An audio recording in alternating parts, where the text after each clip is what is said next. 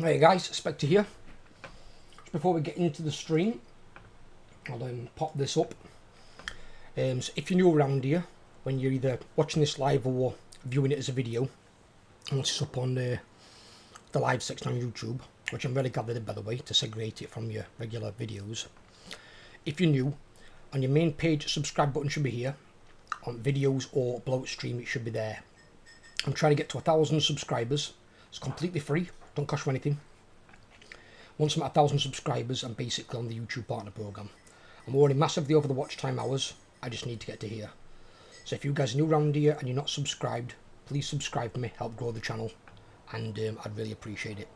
With that said, let's get on to the stream. Go and join my boys.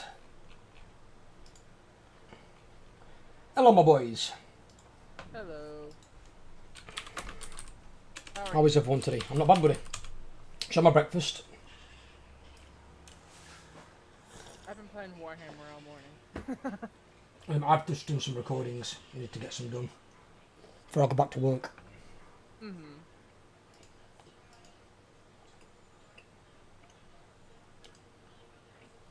Not sure what Overlord's doing, but she's here. What's that? Sorting out.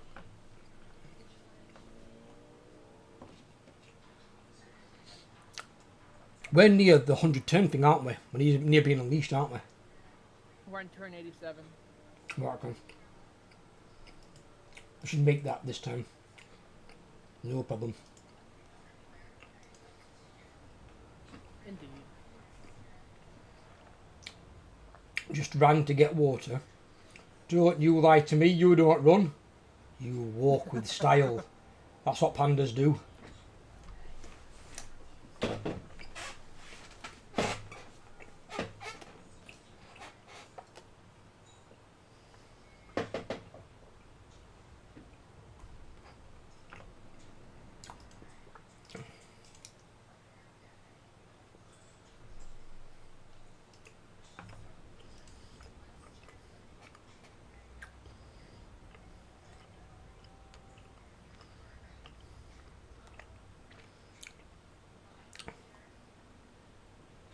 They added Hearthstone battles in the new thingy though. Yeah, I noticed. It's actually really good.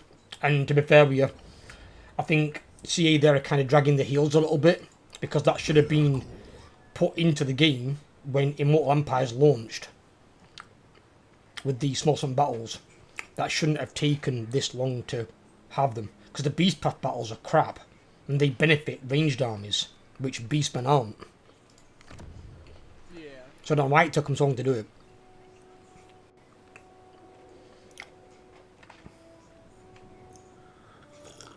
I also found out something else though. What's that?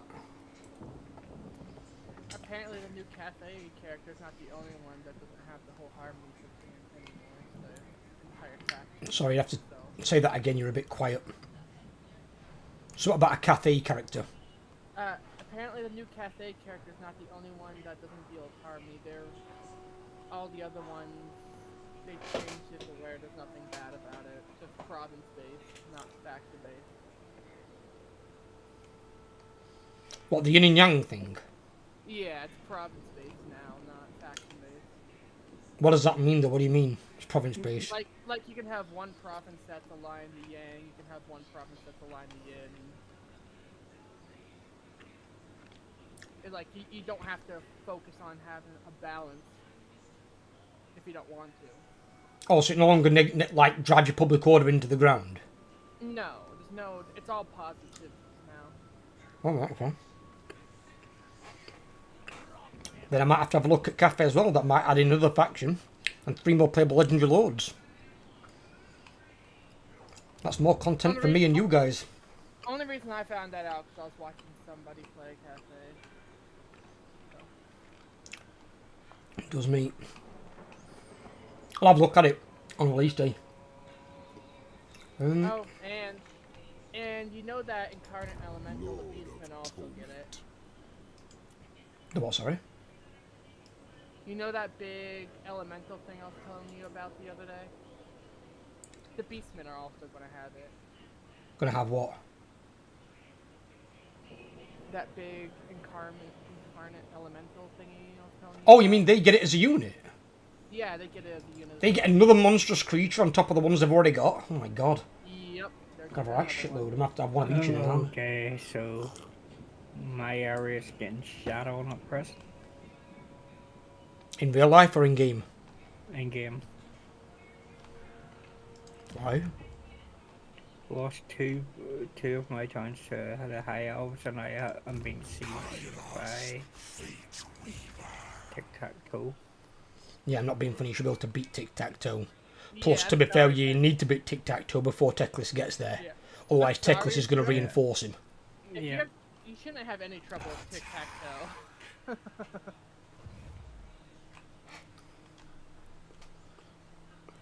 Is that an auto-resolve? Yep. You're there panicking, you just auto-resolved him like a bitch. Fucking hell.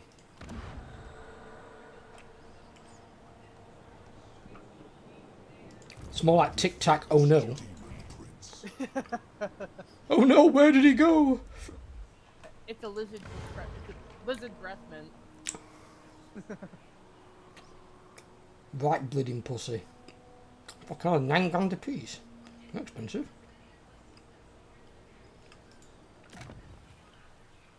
That's 5. That one's gone maxed out, okay. Oh, that's right. Last time I got a Bray Shaman hero for a scout. Interesting.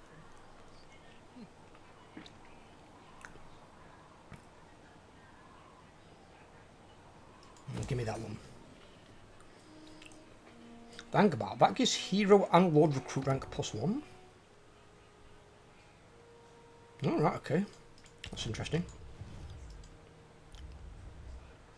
Think about it. What does the commandment do? That's just hero recruit rank. So you can get another 2 from there. Alright.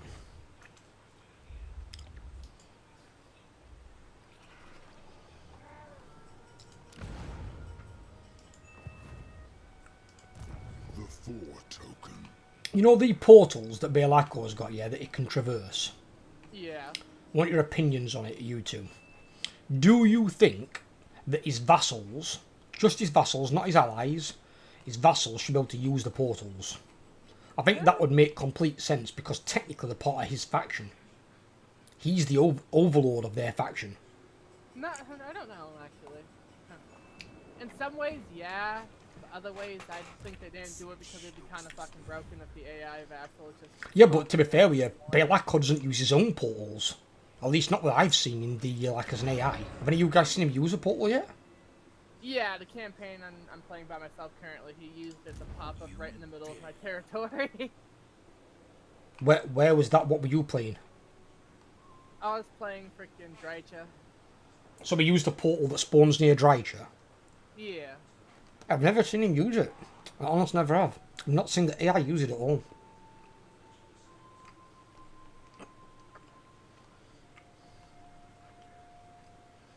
Overlord, you see this hero of yours? Yeah. Can you move your guy to about here? Which hero are we on about? One that's near me, near far side, near what's his Yeah, name? That where fucking. I can only move it as far as the city itself. Yeah, it's fine. Just obviously make your way there is what I mean. I don't mean immediately.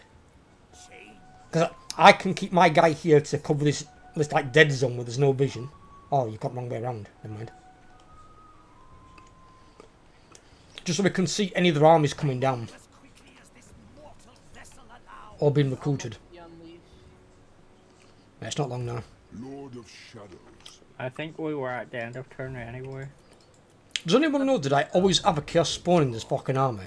You've always had a chaos spawn in that army. Oh, okay. I'm waiting to recruit a giant, but I ain't got a giant yet. Do you have the building for a giant? Yeah. It's just that my giant is 11% chance of getting 1. Yeah. But that's because it's chaos and divided, which actually makes it higher. If you've got any other corruption other than divided, you get 1% chance, which I think is stupid. They need to rework the percentages on what is a chaos drastically, or just change the mechanic. It doesn't work how they want it to, I don't know why they've taken the vampire camps mechanic and put it into Warriors of Chaos. It's weird.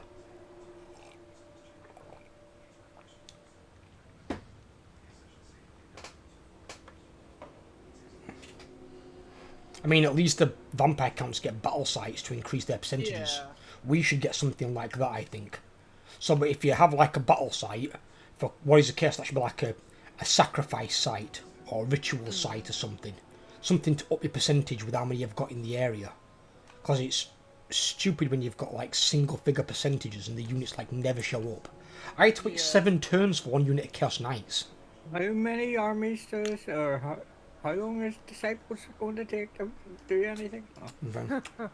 Oh no, no! Resync! Aww.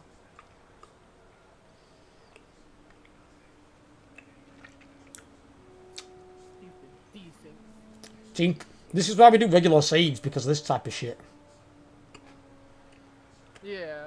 And they still can't figure out why this happens. I'm sure it's got to be something to do with their servers. Has to be. More than likely. More than likely. I wouldn't know. I'm not good at any of that coding shenanigans. Shenanigans? What are you, Sheldon Cooper? No.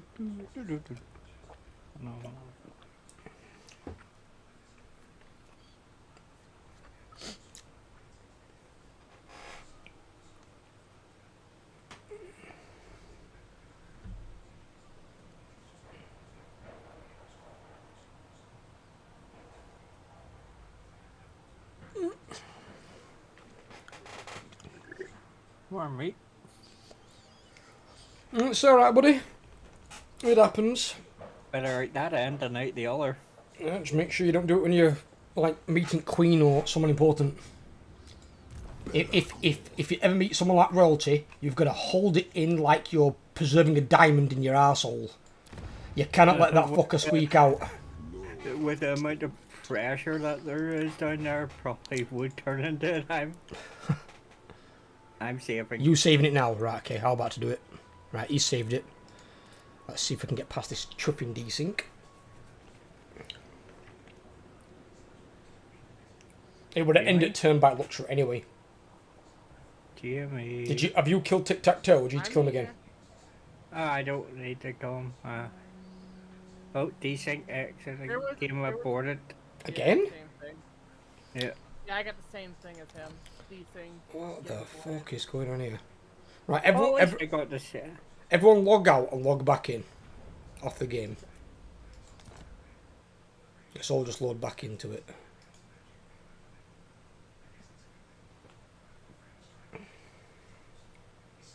It's a goddamn survey. It's probably Well, Steam. it could be. Isn't there that bloody storm over that side of the world as well? Yeah, but it's on the opposite side of the coast of Jamie. It's going to be, I read about it the other day, it's going to be California's first ever hurricane.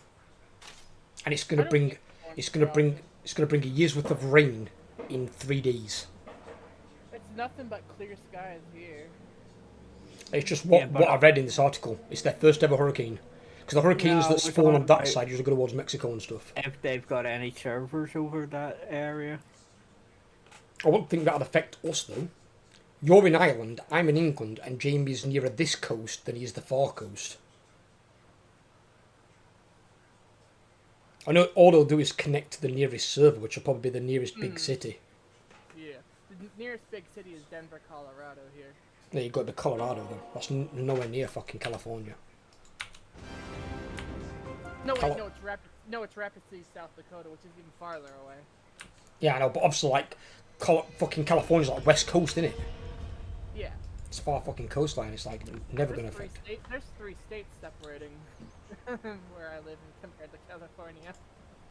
And from another documentary that I watched that I actually found really interesting, is America basically has a city underneath the entirety of America, which is servers and military transport lines that lead literally from the east coast to the west coast.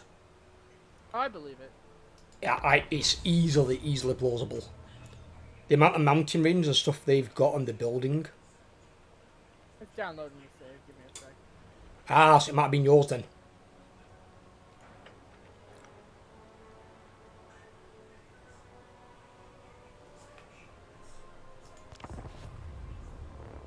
Oh, when ready, just you've got your finger. You got it? Yeah.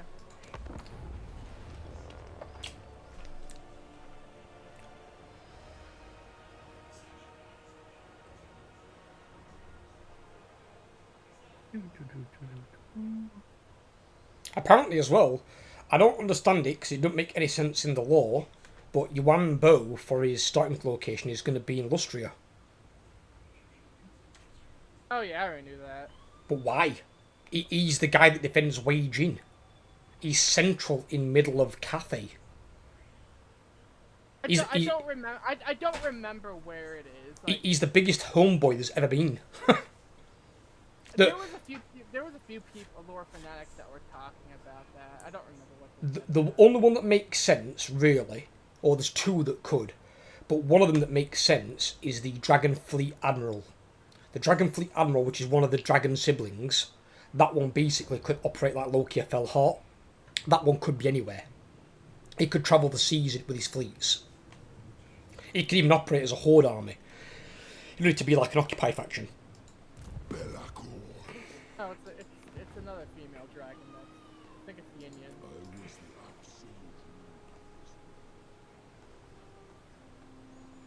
His execute ability sounds quite interesting though. Yeah, 20% health or below, it's instant kill. Yeah, that sounds a bit nasty. So that means if you've got a character fighting him, you've got to kill him to dead before he gets you to 20%. Otherwise he wins. So you're going to need either some regeneration so you can leave the fight and heal up a bit, or a really sizable ward save. But I do like the idea of the new Lord, so it does make me think now they might introduce like Black Orc Warlords to Greenskins, but where normal Orc Warlords can ride a Wyvern, a Black Orc will either be on foot like Grimgor, or might be able to just ride a boar. Because they're not really big on riding mounts, Black Orcs. Yeah. Disciples and their million freaking turn.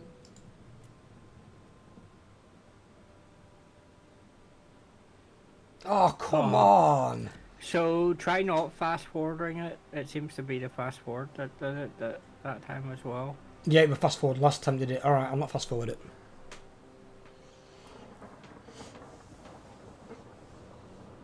The fast forward though shouldn't make it desync. No, it shouldn't. That's the thing. But then again, we've had weirder things, let's be honest. I mean, when me and Overlord had that one where you interacted with the It also events. seems to happen every time we hit northern provinces as well. I know Overlord says something about it. Yeah, every time it hits the northern province. But that's every time that I've clicked fast forward.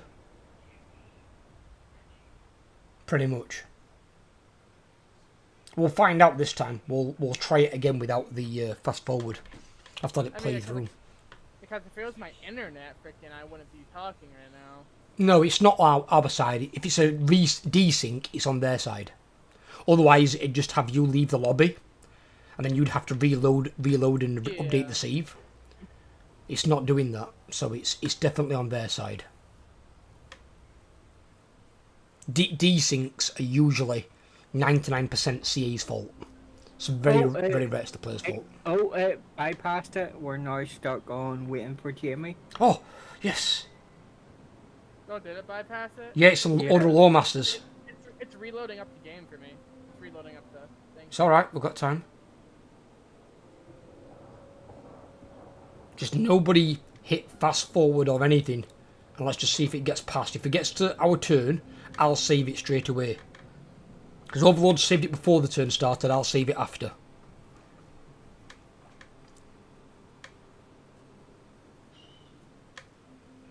Oh yeah, I'm back in the game.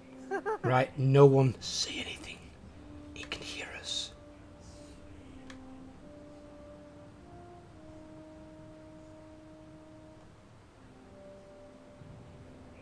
Come on.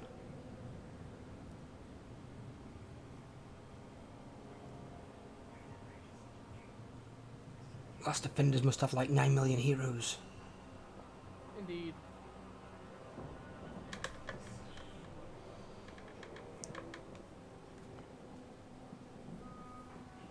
I dreamt of a time. Shit. When Quick, I what do you want, focused- you fuck? No, fuck off. One thing I've noticed, which I'm not sure if you guys have noticed this a lot. You know how in Warhammer 2, it used to be Queek or Deathmaster that had snowball, yeah? And become like a Yeah. Doomtide. Not all the time, but when they did Doomtide, it was one of those two factions. It was very rare at Ikit Claw. I've noticed, since Deathmaster's moved, Clan Moors doesn't really Doomtide anymore. They usually always get their asses kicked. Indeed.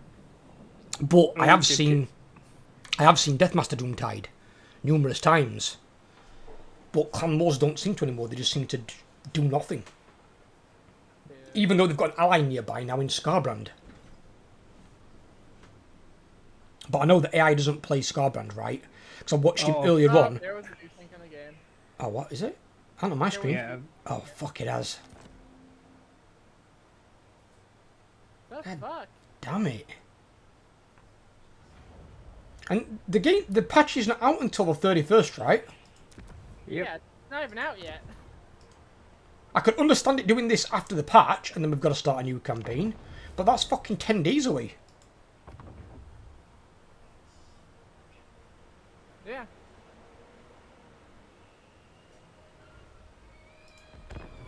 Overlord, are you sure you saved it? Yeah. Because your save is after the autosave.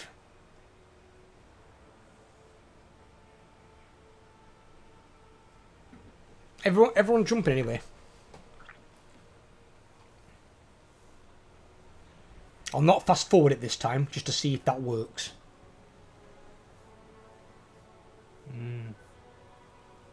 What to do if it doesn't? Well, If it's the worst case scenario and it just won't let us get past this turn, then unfortunately, boys, we'll have to start a new campaign. But we'll just pick new factions. There's nothing we can do if CA's servers aren't going to play. It's why I had to stop my Throg campaign. My Throg They didn't campaign wanna work. well, it's because it was before the Chaos Dwarves were introduced. Oh Lord, what are you doing? What happened to Overlord? it wasn't showing. It wasn't letting me click ready, so having to reload the game. I mean, it'd suck if we have to abandon this. I agree, because it's starting to go well. And it's not long until we can be unleashed. But what we'll do is, if we restart a new one, we'll just do a regular campaign. I'm not waiting 100 turns for the game to then desync. Fuck Yeah. that, it's a waste of fucking time otherwise. The 100 turns are fine in single player, but in multiplayer, desync's gotta not be a thing. Yeah, because that's what I'm doing. Frickin'. That's what I was trying to do with Drycha. What? The whole 100 turn head start. With Drycha would be quite good, because Drycha can just defend her tree. What I would try and do is declare war on the Empire's enemies, and try and get friendly with the Empire. Because you can actually get a defensive alliance with the Empire. I've done it on my campaign. But then what I've done is, I've got defensive alliance with the High Elves, Bretonia, Empire and Balthazar Gelt, and we've gone to war with the Dwarves. Because the Dwarves declared war on me. But all my allies joined me and we've gone to war against the Dwarves. So I'm currently kicking Thorgrim's ass.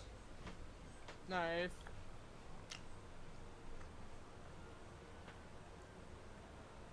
Can you ready up Overlord? Or is it not I letting you? will in a second. Why is it downloading save for you, Overlord? Then? Yeah, which is weird because I was there when I saved the damn thing. Yeah, I'm not being... That strikes me as they've got a server problem. Because we That's like me normally none of us downloading have to do save. that. Yeah, first it's me downloading save, now it's Overlord downloading a save. Next thing you know, it'll be Spectre downloading this year. I swear to God, after we've all downloaded seed, if it still desyncs, there's a fucking problem. Well, let's try not to fast forward this time and see what happens. Yeah, I'm not going to click fast forward. I mean, let's be honest, we've had weirder bugs. We had that bug where if you put your cursor over the event screen at the start of a turn, it crashed the game every single time. As soon as I hit enter and I don't move my mouse, so I don't think that'll make a difference because it won't pick up your mouse. You resave it, Overlord, before I click end turn. Belakor.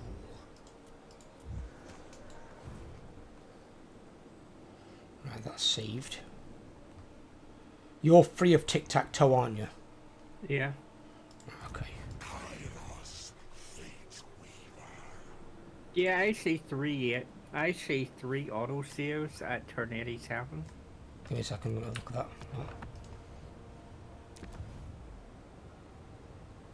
Oh, I see 2. Well, what I'll do is I see I'll 3. delete that one.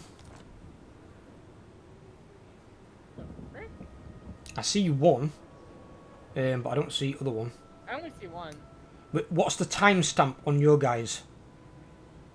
I've got 17, 16, 11.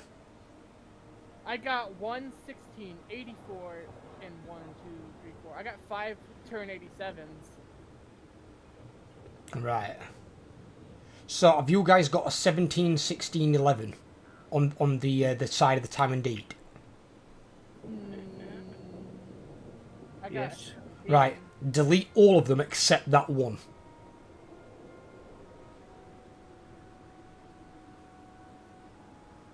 That would explain why mine comes after the auto saves as well. Yep. Yours is now ahead of the autosaves. Because yours is now 17, 23, 38. There we go. And it should create another autosave when we click end turn as well. Possibly. So it's definitely on their side, 100%. They're definitely creating the problem.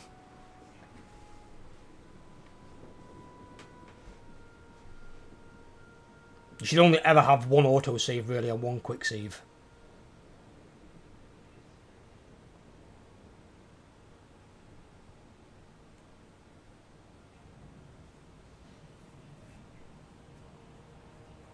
So we'll see if it does it They're on... really accurate.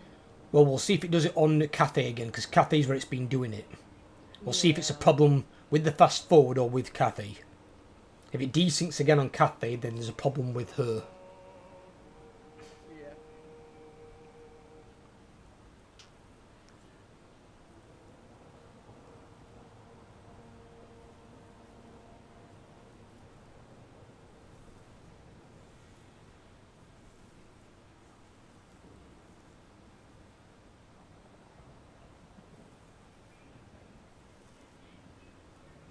This is the only downside to like DLC content, really. But at least my single player campaigns, they're not near any of my stuff that I'm going to be having, like I'm playing at the moment, because I'm playing Kugath and Volkmar. The loads that are getting brought in aren't anywhere near them. Yeah.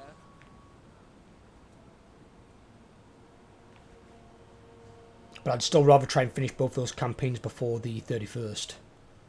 Yeah. Wonder what would happen if my hero or my lord went teleport. And what? Thing. You are here. Ah, fucking because Queek. I- Queek, fuck off. I don't want to build giants.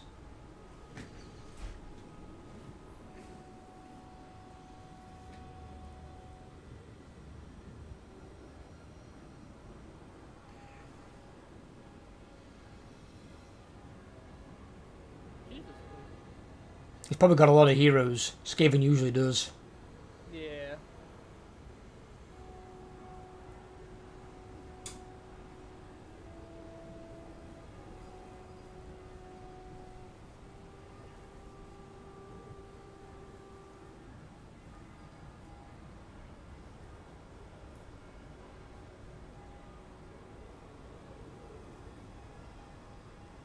There was that other bug we had, which is what stopped my Archeon campaign. For me, it's always with the Chaos type campaigns.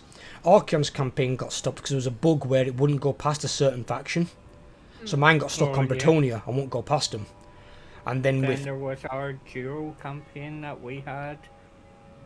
yeah, Where it kept getting stuck on a faction as did well. yeah, we had it there. And then with Throg, I had it because the Chaos Dwarves got obviously brought into the game, and it re-changed a massive area of the map and brought in 3 new legendary lords and factions. So because of that, my Throg campaign just started bugging out. So I'm gonna redo Throg again at some point, but I'll do Warfric first. before I do him. But I hope the Norskins get an update at some point. Their tech tree needs redoing, and just how they work. Oh, and then there's the new battle difficulty sliders as well. Well, yeah, with that, I've been meaning to talk to you guys about that. Defensive Alliance with Sigvald, yeah, sure, why not? With the battle difficulty slider, if it's available in multiplayer, which I'm not sure if it is as of yet, but if it is, we're going to tone it down a little bit and make it a bit more accurate. So at the moment it's 10%, which is half what it used to be. It used to be 20% in Warhammer 1 and 2, which is why everyone played ranged armies, because melee armies weren't viable, it were too one-sided. So we're going to lower it to probably 5%. I think 5% will be a lot closer to the mark. Because when you've got Skaven slaves that have the leadership of a fucking Ironbreaker, it's ridiculous. Oh yeah. You've got units that aren't breaking that should have broken eons ago. So we're going to tone it down a bit, but keep it at very hard difficulty, which is going to tone down the cheats. Because the AI just gets too many cheats. It doesn't need to be even. I think even should be for like normal difficulty. But it doesn't need to be that big a disparity. 10% on everything is a lot. Indeed.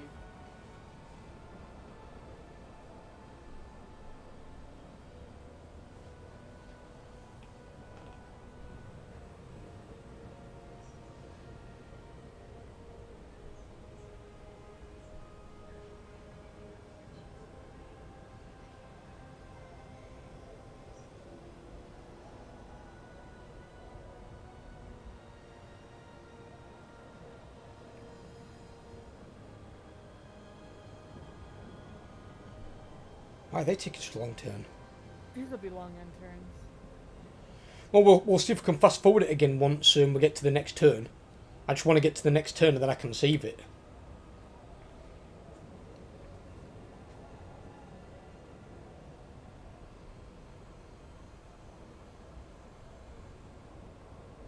I love it how the factions have got like no power balls that were taking long turns. It's like, what are you doing? It's like you can't have more than like 1 or 2 armies.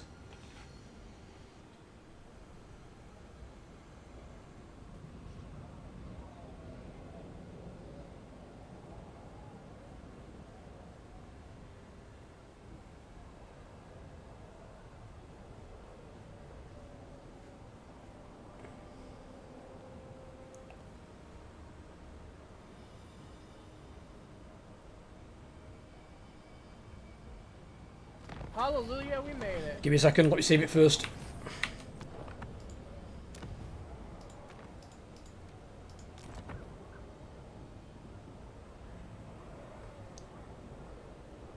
Save should have gone through. Yeah, it has. Turn 88. Thank God for that. Fucking hell. Desyncs from fucking death. The 4 token.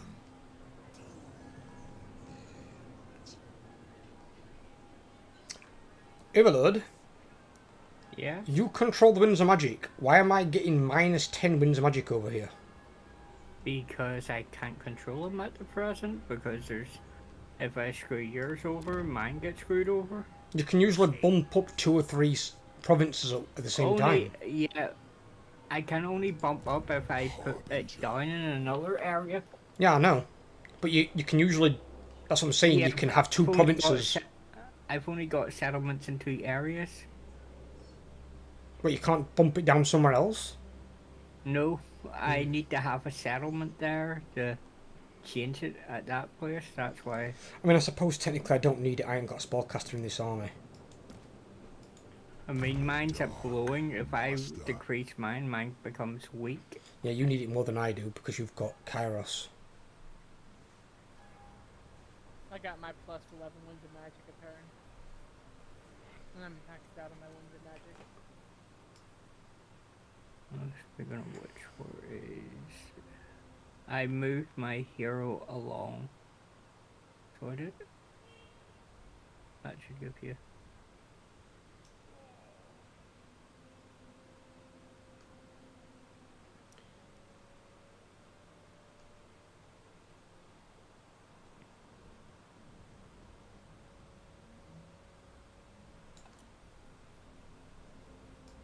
Oh well, the dwarves, there. very strong right now. Hmm. Yeah, one Miki would have had to get rid of this. Hmm. Yeah, there's no point taking that. Oh, frickin' Thorgrim's the strongest faction in the game. Surprise, surprise. With 24 settlements. Mm-hmm.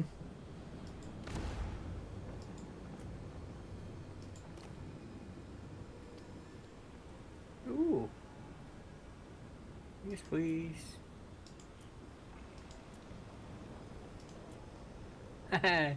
Got a non-aggression with Beastman tribe, and he paid me 4.5 grand for it.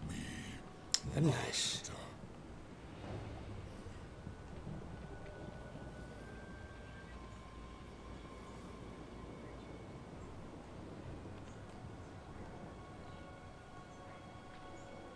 Gives me a bit of money. I can't do anything with that present, but... And if I put a sorcerer in there... Oh, fuck. So we are. Nurgle just took one of the settlements of my province off the Lore Masters. What? Nurgle have made its way up here. Oh, at the bubonic war. That's just Yeah. That's a good start over here. Yeah, but they just took one of my settlements in my province that I was going to attempt to get back from from the Lore Masters. And just declare So war on that- Nurgle if you need to. How did they even get over here? Where'd they It come must from? have been a rebellion army, and then they took it because the garrison's at 0. And Okay. the controls at 0. Well, you can just take it back when you move down there. It's not in the world.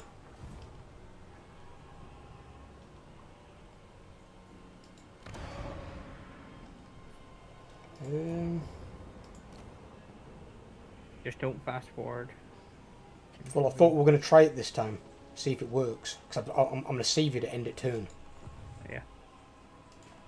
The first. I'm just trying to decide what I want to do. I can't attack it, can we still? No. I've got to stay here and defend this for you. It's just whether I want to put a Chaos Sorcerer into Belakor's army. Godmaker.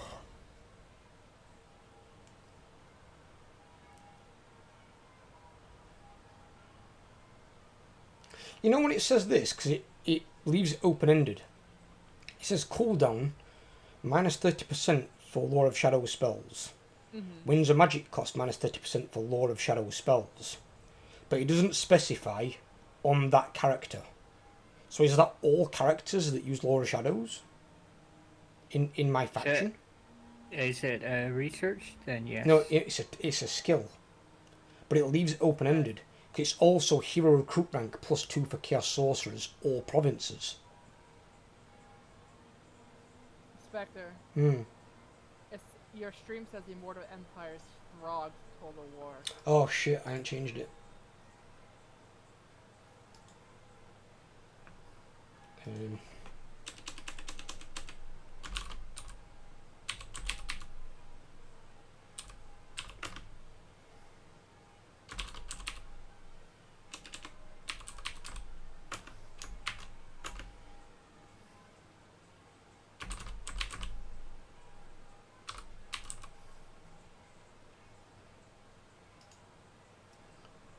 There we go, that should have updated.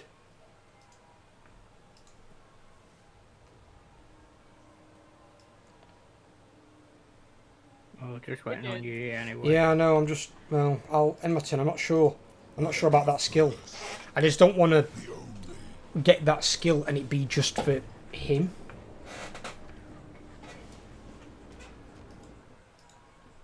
Let's have a check.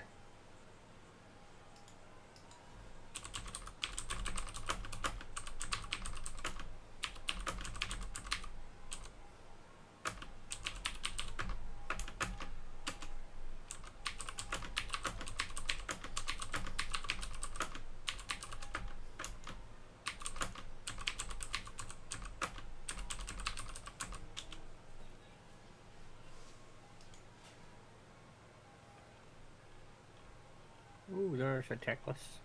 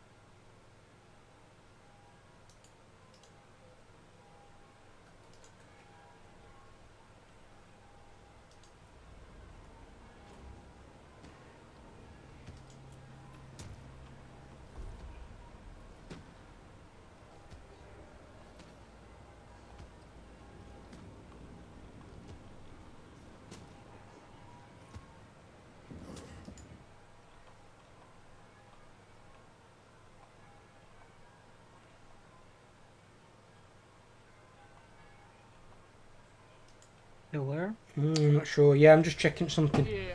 Trying to find out what that ability does. I don't know if it works or not. I'm probably not going to risk it. Oh, bollocks. Oxottle's coming back. He's on the way back. Crack back and sack.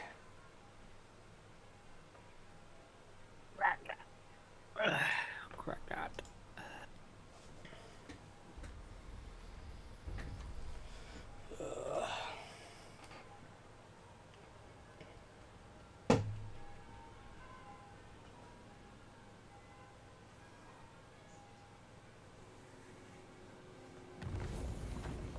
I put a new video up today this morning as well about helping newbies with Dead by Daylight. Oh my god.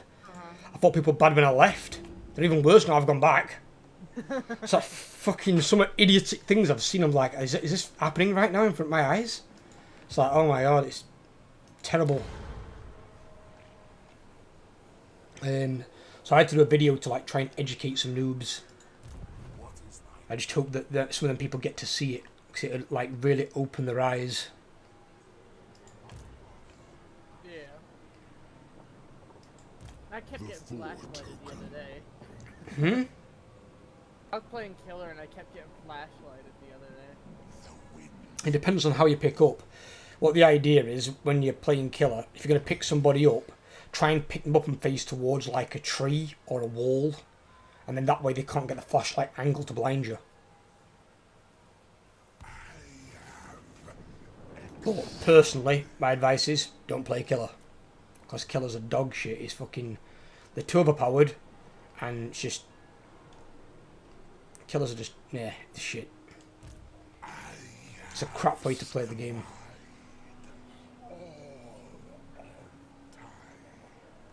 And I've now found out a way to be completely silent again, so I can juke people.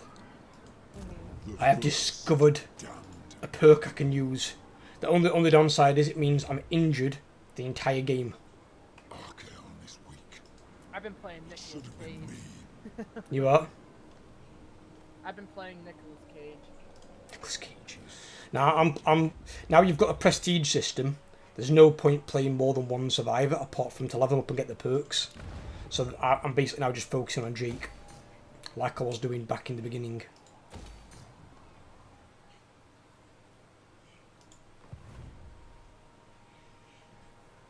Well, the one perk Nicolas Cage gets is freaking, if you get hit and you're injured or you crouch, you can put yourself down in the fallen, lay down state, but you can fully heal yourself up.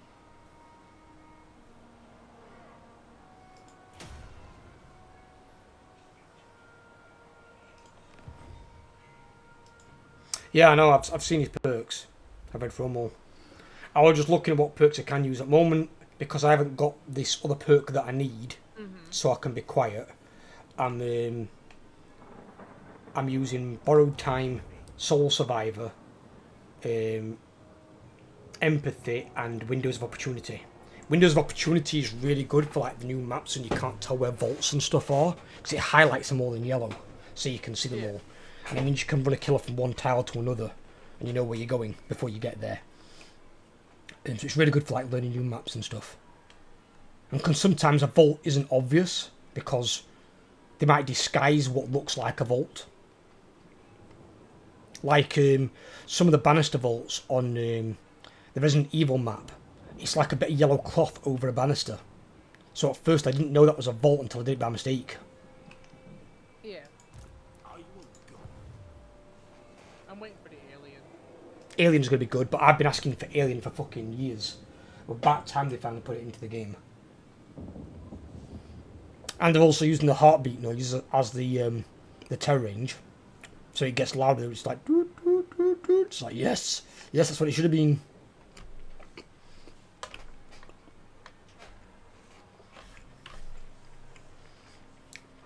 You can be a right scary fucker. Mm-hmm. Because you can pop out of nowhere, really, if you're near one of those tunnel points. Yeah, he can tunnel. He can handle that Demogorgon sort of, but he doesn't place his own tunnels down. Yeah, they're already preset in the map.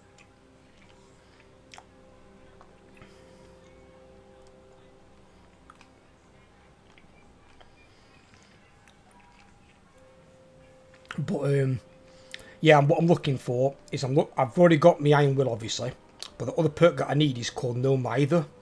It's from David, and they both reduce your pain noises by 75%, and they stack, so it's 150%. So you make no noise. The problem is though, when you've got No Mither, you obviously don't leave any pools of blood, but you're injured the entire game, so you're only a one shot down. So it's not bad being caught by like a chainsaw, because you're a one shot down even to a normal attack. But it means then you've got to be very, very careful on what you're doing. But at least I can be silent again. I can always try and hide from the killer. I'd rather not have to use it. I hope they revert Iron Will back to what it was. Because killers complain about Iron Will being too strong. I'm not being funny, but they're fucking pussies. It's like you have your eyes and you have your ears. If you can't hear someone, use your eyes. Look for them. It's a game of hide and seek, not pop goes the weasel.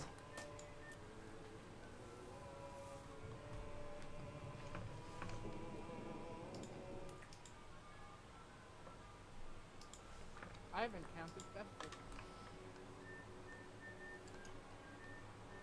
I can't believe that fucking Oxyotl stopped right there. Look at that cock tease. No need to summon me where shadows.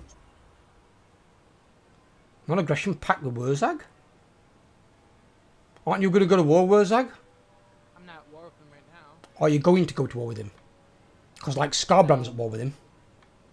Probably not. You know? No, I'm probably just going to completely bypass him and just go straight for Kazakh.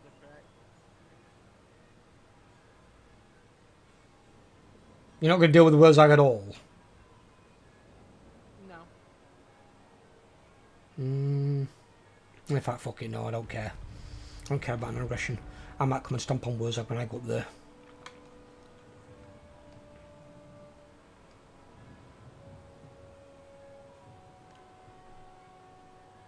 Right now, I've got to stomp on an Oxyotl again. The orange cockroach is back.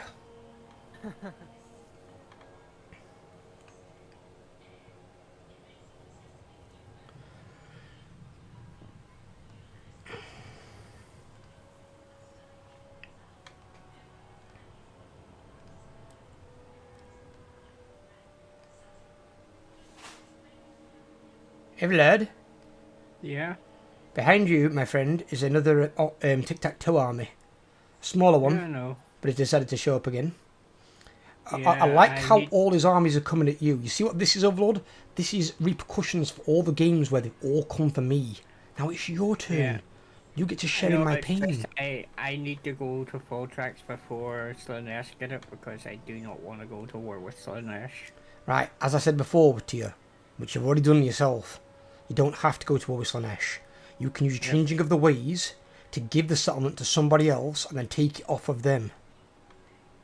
You have all the power on the campaign map, dude. If they take it, you can get it off them. What's that? Can you answer it? Just answer it. In the middle of a stream, I can't talk to him. Hello? Hello? You alright? Yeah, not bad. He can't speak at the minute, he's on the stream. Yeah, not bad. We're having 9 days off, aren't we? I'm not So sure. relaxing. Please do it stream, but I'm relaxing. And it was your birthday. Yeah, everything's fine. It's just, I'd like just 9 days off and we're just not doing anything at all and it's grand.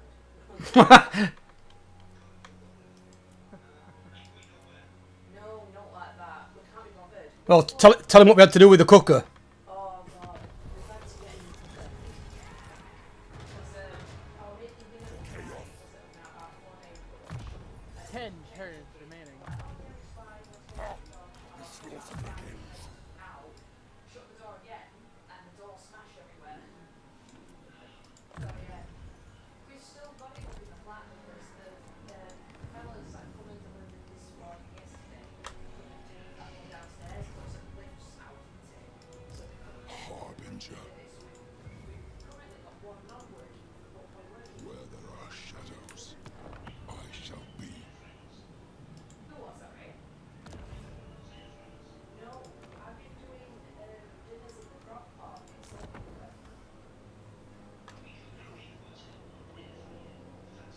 I've just saved it.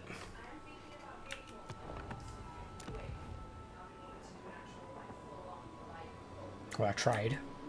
Now just wait for Sector to run into my ambush. Well, I've got a fight to do at end of turn here. It might be an auto-resolve, but it might not be. Alrighty. Because Oxyotl decided to stop right in front of my ambush like a complete cocktease. Don't know how he does it every single time. I swear to God the AI knows where you are, even though they didn't see you go into the ambush dance. Yeah, it's like, I smell.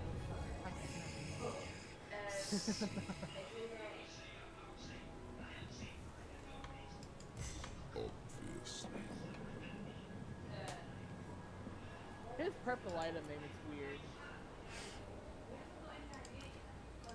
Take heed. What the fuck? I have my giant. The Dark Master.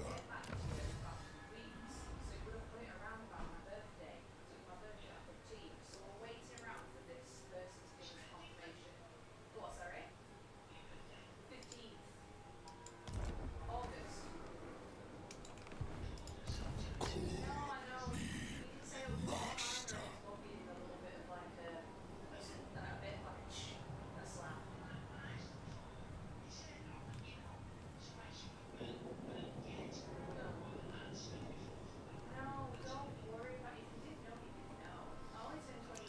I'm forgetful, okay? Fucking hell. I'm not fucking some weirdo with a fucking eidetic memory. I forget things. I'm fucking human. Not goddamn iRobot.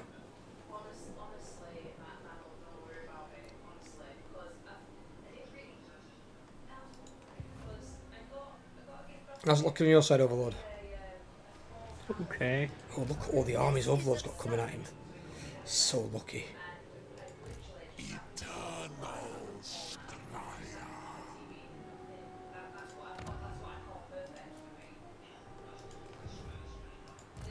Can you get access to Chosen yet?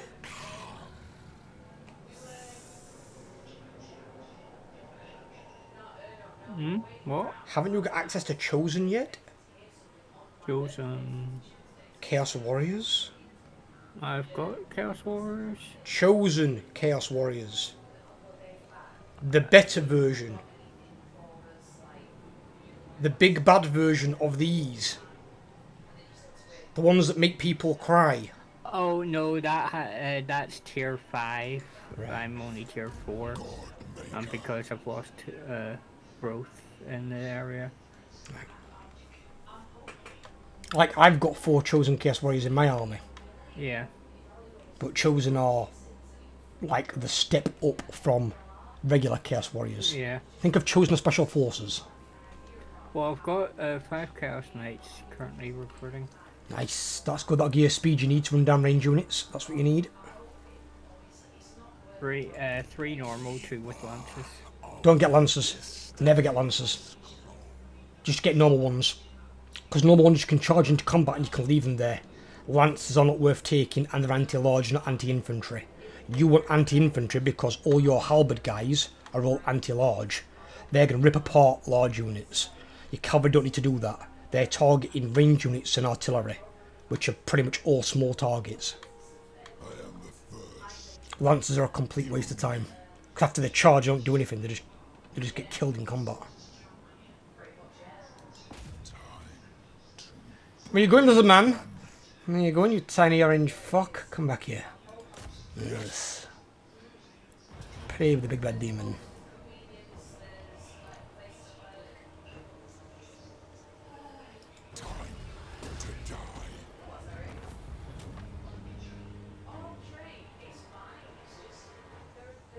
Serves my hands. Release.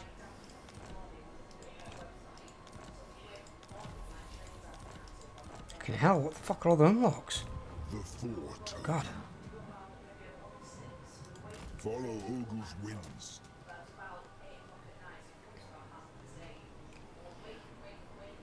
That is how I planned it.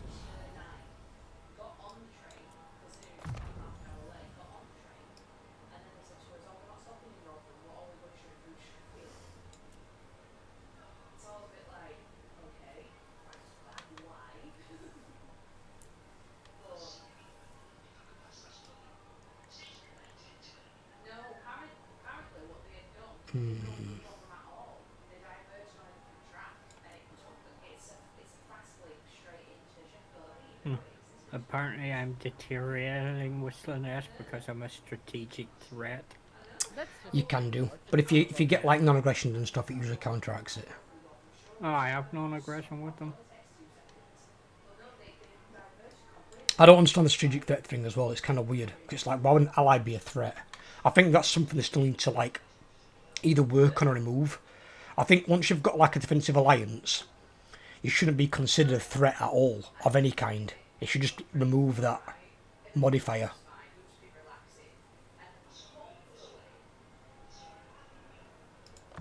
Diplomacy is definitely better than Warhammer 2 diplomacy. Abilities. You what, sorry? The first. Warhammer 3 diplomacy is better than Warhammer 2 diplomacy. Yeah, but you didn't have that strategic threat stuff. It just doesn't make any sense. It's weird. It's like, why would an ally be a threat? They're an ally. A non-aggression pact, maybe I can understand them still being considered a strategic threat because you've not got an ironclad alliance. But once you've got a defensive military alliance, they should no longer be considered a threat. Otherwise, they're not really an ally.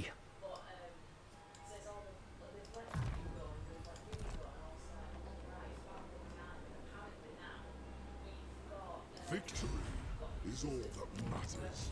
The first damned. The first demon prince. Fuck. Oh, he's already got it. Man, what the fuck's all this shit? Oh, two of these pieces of shit. Yeah, fuse them together. Forbidden rod? So you give me? I'll give you a fucking rod. Well, fuck it, I can merge those, can't I? Merge them. Rapier of Ecstasy. Ooh. What the hell is that? Imbuement is euphoric.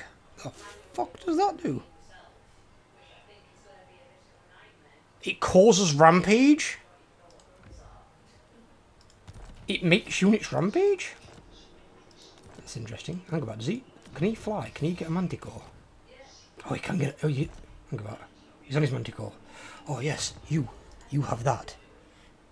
Take that thing, because what I can do is, I can get him to fly in, hit a range unit, cause them to rampage, and then they can't shoot me.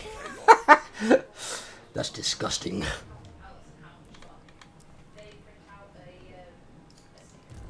Harbinger.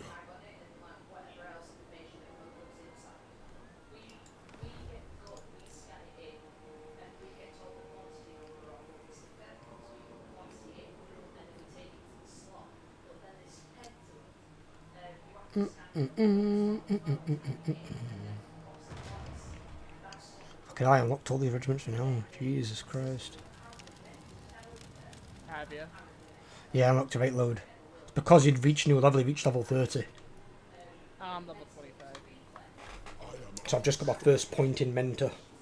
So when I do recruit another lord, which I might very well do soon, I can then start passing some experience to that other lord. I'm just not sure whether I want to recruit the lord down here or at my original area. I might recruit it down here, top overlord. What? The Fortress of Dawn, is that a Black Fortress for you? Or No. Dark Fortress, no. There's no Dark Fortresses in the Southlands Thunderdome. There's none up there at all. So this is why I think they need to change how Dark Fortresses work. Because you can only recruit from a Dark Fortress, really. You can, technically there's some cash units available in every area, but they're usually small in number and shit. So if you lose a unit in a battle, you've got to then go back to the nearest Dark Fortress to recruit a unit, which is a bit annoying. So I think realistically, they need to slightly nerf the Dark Fortresses, but make it so every city can be a Dark Fortress. That way there's a reason to conquer the lands. Because Warriors of Chaos aren't a Horde faction anymore. They are an Occupy and Settle faction. But they only occupy and settle Dark Fortresses.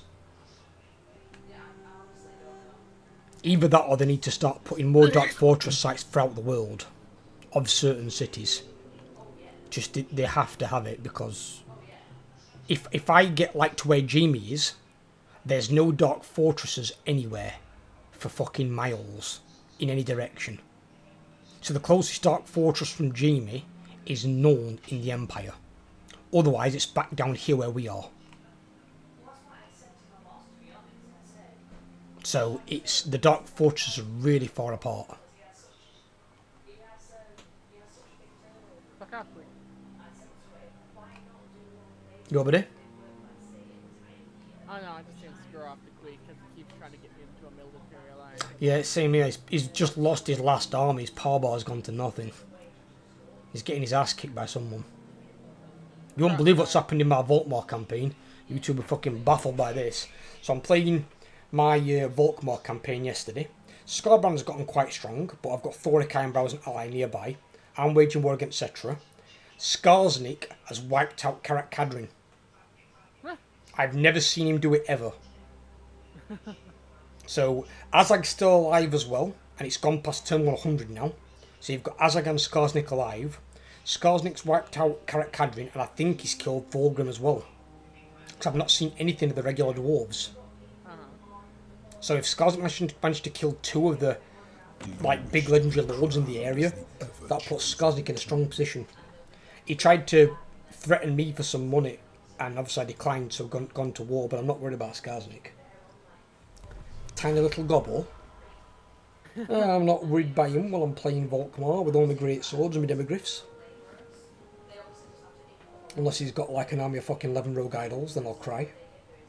Then you'll cry. Oh, if I see that come out the darkness at me, I'll be like, oh my god. The AI don't do that though. They do. They might have 1 or 2. No. Recently, Wurzag, shit you not, he had an army of Savage Orcs primarily. He had some Savage Orc war boys, and then the back end of his army, he had 2 of them smelly trolls. Forgot what they're fucking called. Fucking river trolls. 2 units of those, and he had 6 rogue idols. So he had a partial doom stack. And then to make matters worse, he declared a war on Thorgrim, and he went into battle against 2 of Thorgrim's armies and auto-resolved them both. Because he'd got all them bloody rogue idols.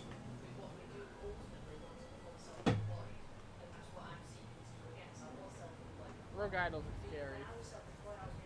They're just slow.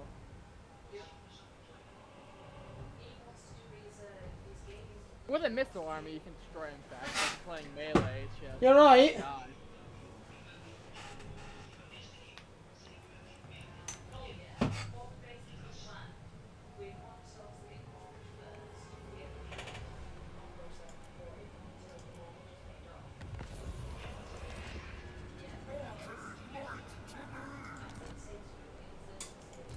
Lord of Torment.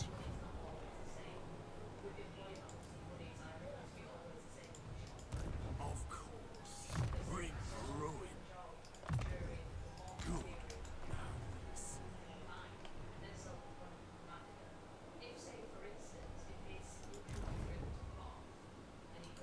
The Dark Master walks. Tempests and fire.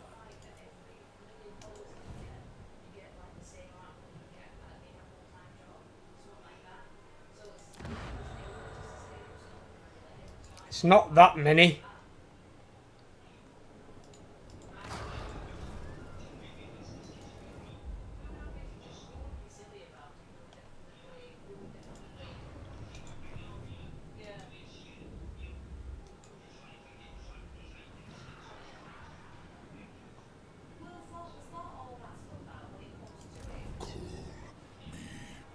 Master.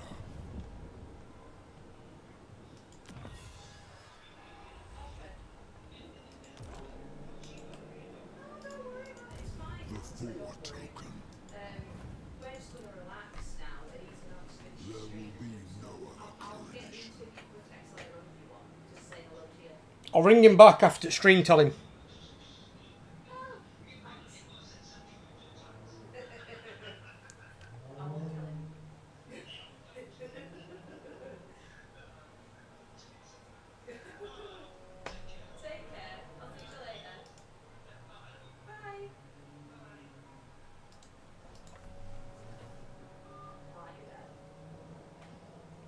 says to me. What are you on about, 1 million followers? No, I'm saying as like a ballpark figure, because you never know what might happen. What? You never know how much you may grow to. No, but you said you need 1 million followers to basically bring in what a standard job brings in. You do not need 1 million, trust me. 20,000 will bring in what I'm earning at Aldi. 20,000 subscribers. I don't really know the I wouldn't need algorithm. anywhere near 1 million. People who've got 1 million plus on YouTube are millionaires. Easily. Well, put it this way. There's one guy that I watch who's at about 450,000. He's bringing 100,000 a month. Okay. So he's making 1.2 mil a year. And he's not even at 500,000 subscribers. You don't need anywhere near 1 million. 1 million is over the top. That's for like the very top 1% of YouTube. 1 million plus. Fair enough. I was just throwing out a ballpark figure because I'm not sure myself. I don't know how it works with YouTube. I can tell you don't need anywhere near that many. If it was 1 million, I'd give up right now. Why? Because that's a ridiculous amount. You never know what you might grow to. You can grow to that. Damn it. Yeah, by the time I'm fucking 80. What's I'm up? I'm at War of the Dwarves now. What? I'm at War of the Dwarves. It's fine. What are they gonna do? Them little bearded bastards. We're down here on Southern Realms drinking mocha cocktails and shit. They can't come touch us. Only one who can touch us is this little green orange cockroach over here. Oh, they can have me and they have 3 full. I can't stamp on yet because of the 100-turn head start rules. But I'm gonna stamp on him soon. Yeah, and frickin' I got 320 stacks coming my way.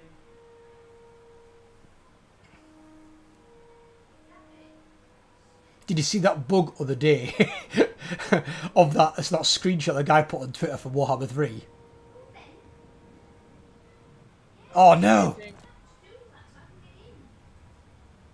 The guy got his faction got seduced by Azazel. It's not supposed to happen, but it was a bug, and it allowed him to seduce the player and wipe the player out. And he's like, oh, the campaign ended screen came up. I was like, what? And that guy was an ally. He was probably like, the fuck? That must have been so confusing. Like, how the fuck did I lose? The thing is, as well, I mean, don't get me wrong, Azazel was quite strong in that campaign, but the player was clearly stronger than Azazel. And he had armies running around, like he was destroying parts of Nagron, he had a few in the Empire, and then all of a sudden his campaign ends, and it's like ends in defeat, and he's like, what? How? And he had to go on the events, and he got seduced, his faction got seduced by Azazel. Oh, that's hilarious. That's hilarious. When I saw it, I was like, wow, harsh. That is harsh. He had to be so pissed off about that. Well, as long as he's got saves, previous saves from it, and if they fix the bug, it could probably go back and start it from the turn before. Because it'll enable him not to do it.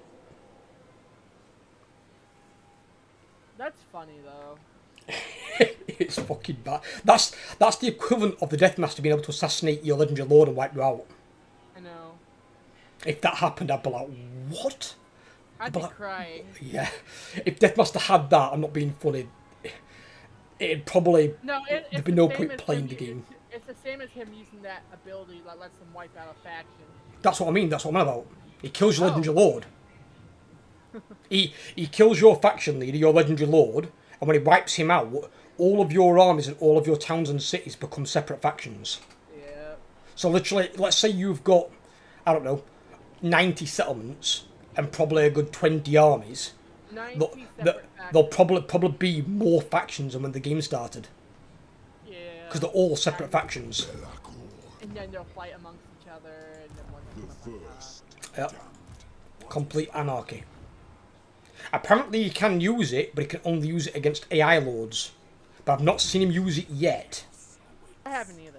But considering it's got a 100-turn cooldown, it might take a while to get. Mm-hmm. So it depends how competent the AI is at completing his missions. I don't know. I haven't played Deathmaster yet. With it. I don't play Skate anymore. And until they like rework them and add in some better melee units, I can't play them the way that I want to play them. I don't want to play ranged Skaven. You can play ranged Skaven, but it's boring as fuck. I want to play melee. I mean, they've got all the ambush chance. Game Egg Bling desync. Are you kidding me? Nope. For fuck's sake. No fast forward. I didn't put fast forward on. Fast forward wasn't on. They're just decent. Shit. Oh shit. Here we go again. Here, kitty. I hear kitty. It's just Bilbo being talkative. You soup! No! You just had your food! Come here! What are you doing? Hey? Come say hello to people. Stop being antisocial. Here. Huh? What are you doing? Hey? No. What are you doing? I love how you just grabbed him like that. Hmm? And he didn't even want to say hello. Stop being antisocial. Hmm? You come in. You smell a tuna? Well, I got 6 cats, so they're all plus 4. I got 6 kitties. Oh, my lord. O-V-E-R Lord. Earth, the Overlord. Maybe DC'd. Oh, he's still there, still on Discord. Weird. Let's try to get him in anyway. Yeah. The amount of these things we've had today. Jesus Christ. This is what will usually happen though, I think, towards patches, because what they might do is, while they're leading up to a big patch, they might do micro patches that are like very small and that barely require a game update, and they might just like tweak little things in the game, and that might be a case of what they're doing.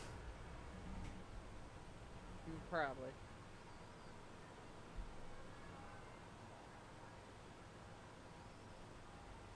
Well, let's try this again and see what happens. Yeah, it sucks if I get all these things stuff.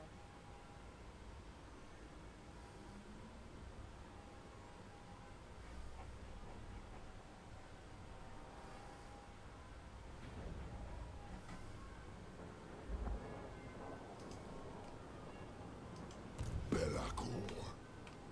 Let's try it again. I'll try it. I've done a save. Let me see if I can do a save. Yeah, I'll do a save. There will be no other coronation. I've got a save. Have you guys got extra auto saves again at all, do you know? Let me look. I've got one there, I'm going to delete it now. There should be one with 18, 11, 42. That's the one you need to keep. If you've got any others, delete them.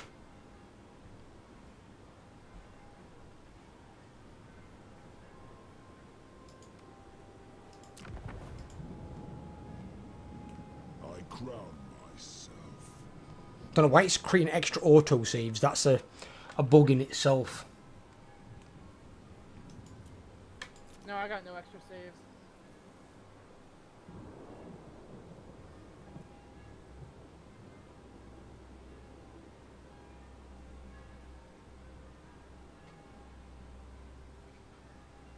Okay.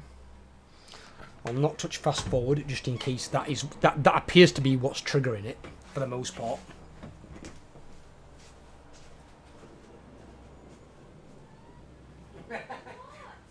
Just want to look at him. He wants to talk to me.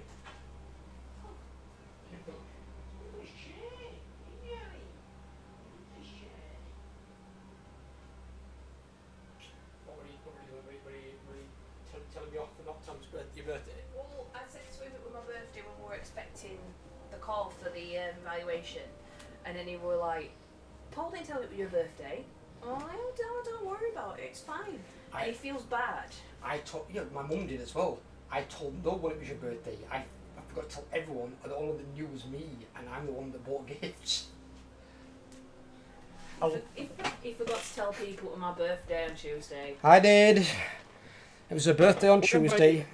Shouldn't your He did boss give me a have nice known? pendant though, so he's let off. But I did buy her a bloody expensive, like, Thor amulet. You know, Thor's hammer. That thing Yeah. was not fucking cheap. I didn't tell you to buy it, did I? No, she didn't. No, because she wouldn't. It's her birthday. Exactly. But no, I bought her that. But yeah, I forgot to tell everyone else that it's her birthday.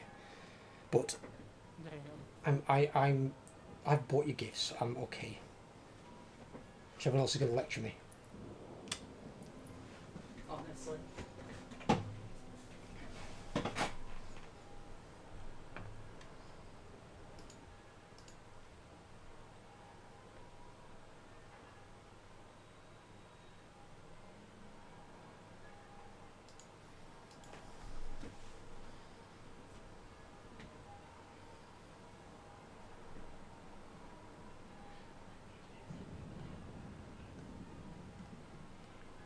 Well, it looks like we've got a rather long endgame turn anyway, so if you guys need a drink or out, go and get you someone.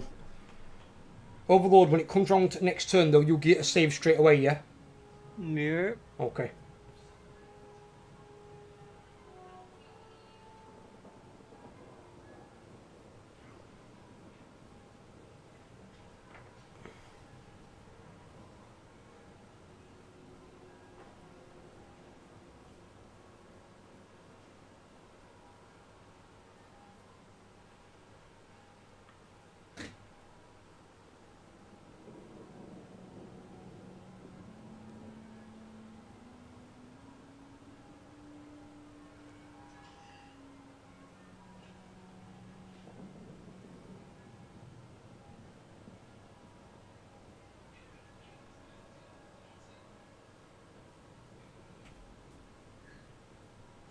No, they're taking a billion turn.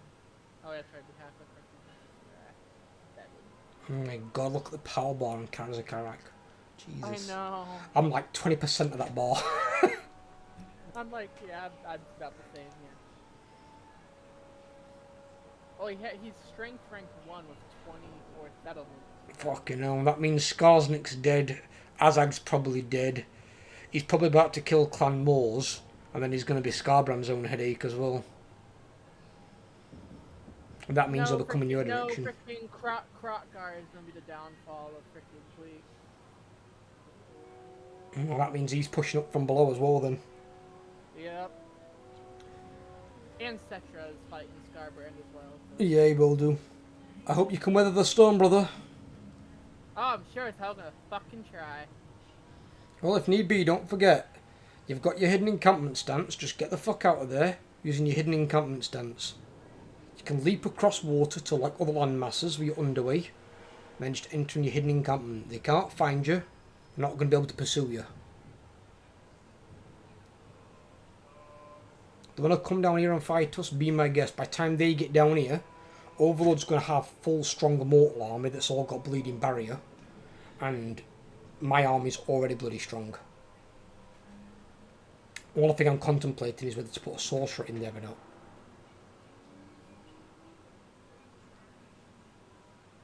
Oh yeah, these are gonna be some long end turns. Oh yeah. It's weird as well though how, you know, like when you get an enter in a single player campaign, you don't get control of what you see, do you? No, you don't. But on multiplayer you can still control your camera. It'd probably make it better if they did multiplayer like they do single player. So basically it just shows you whatever you can see via line of sight and moves your camera around appropriately.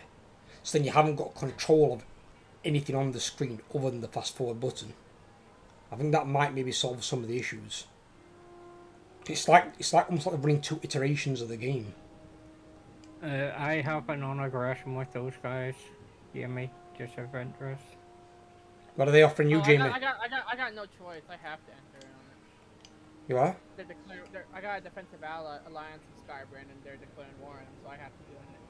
It's fine. It's only him, the Overlord. So they're declaring war on his ally. He's got to go in. Otherwise, it'll ruin all of our relations if he doesn't go in. And for a random faction of beastmen, it's not worth it. Although, I don't know if you saw the other day in Mine and Overlord's campaign, I had fucking Kazrak One Eye spawn in the Northern Chaos Waste near me. Yeah, he can do that. Yeah, a bit weird. Ooh. 4 Random turns, hero spawned. and then I get 25% missile resistance on my Armoured Trolls, my Giant. Yes. My Giant's already got 30% missile resistance. He's going to get another 25? My Giant's going to have 55% missile resistance. What the Oh, fuck? there's a wall on Kazakh back.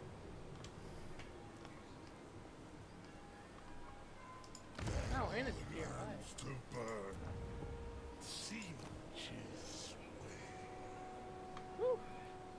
Oh yeah, that one's good. I'll take that one. That one I will actually take. Minus 5% cooldown to spells. Bring that guy down here. He can get a Manticore. Yes. He rides a Manticore and he only loses 2 melee attack and 6 melee defense. That's impressive.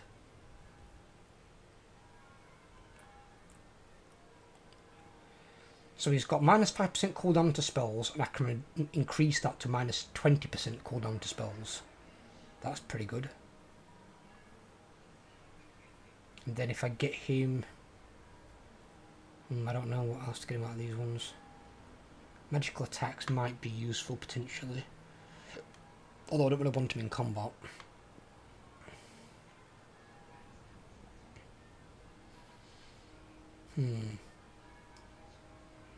I don't know. We'll see. He's the only sorcerer that I'll need though that's not going to be a scout. The rest of the sorcerers are going to be scouts. I need to get Chaos Sorcerer Lords to run my armies. What is this? Oh, this is a Chaos Sorcerer. What's he got? Oh, he's got that. Think about what the fuck?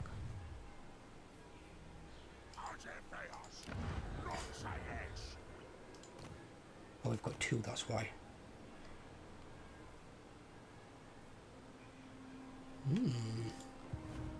Interesting.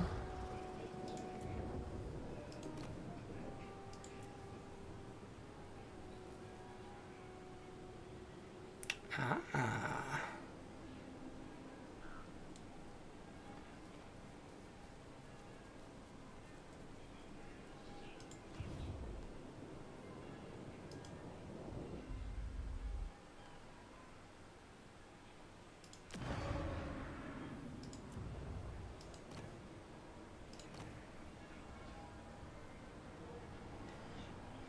If I recruit him,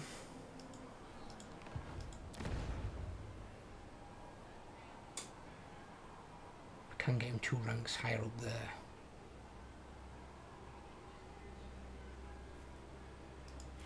Yeah, we could do that and then send him down.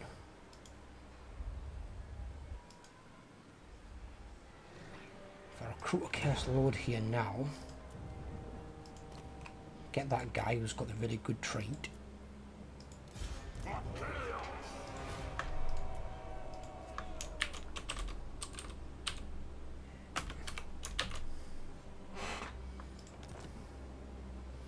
Have you guys heard as well? Kind of a weird thing. Because I'm not sure. Is Curseling Zinch or is he Warriors of Chaos? He's Zinch. Ah. Overlord, have you got supply lines? You do supply lines, don't you? Yeah. Right. That explains a few things. Because I was looking at some Curseling play today. And... Curstling's got supply lines. I thought the Curseling was Warriors of Chaos, and they don't have supply lines. So I thought, why the fuck has this guy got supply lines? That doesn't make any sense. No, he's a minor demon, so he's a demon. He's technically not a demon though. Not if you go by his lore. He was a Chaos Lord, but he's a Chaos Lord that has a unique ability given to him by Zinch, where he can shapeshift into other things that he touches, or in the game's case, kills. But it's kind of as I expected though. When you change into another lord, he doesn't get the trait of that lord. He doesn't get their equipment. So like he doesn't get the purple axes of like Scarbrand. Yeah. He just gets some of their stats, but their stats are reduced. They're not as big as the actual thing. Yeah. So like if Scarbrand's got, say, 110 melee attack, he might have 85. Something like that. He won't have quite as high stats. So it could be interesting, but then in the same cases it's kind of like, nah, I don't know. It depends on what you can do with the cursed thing himself.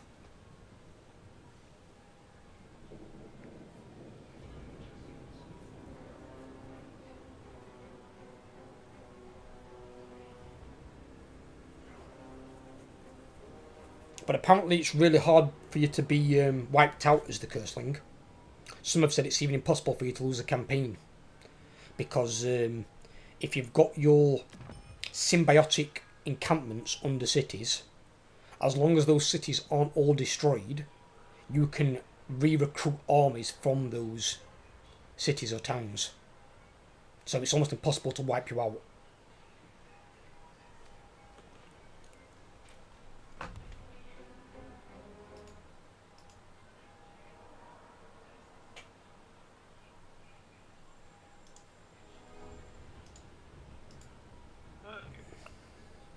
I did the old ambush at the beachhead.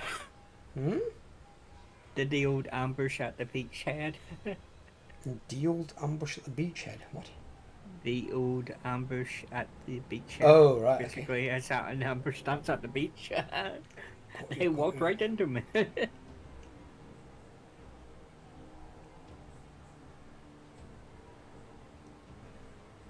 Are you getting another unit of knights in there, or are you getting some other stuff? Oh, I've got, see that little hero to the side of me? Oh, is he That's the going there, is training? He was my event hero that just popped up, and he's got training on him, so...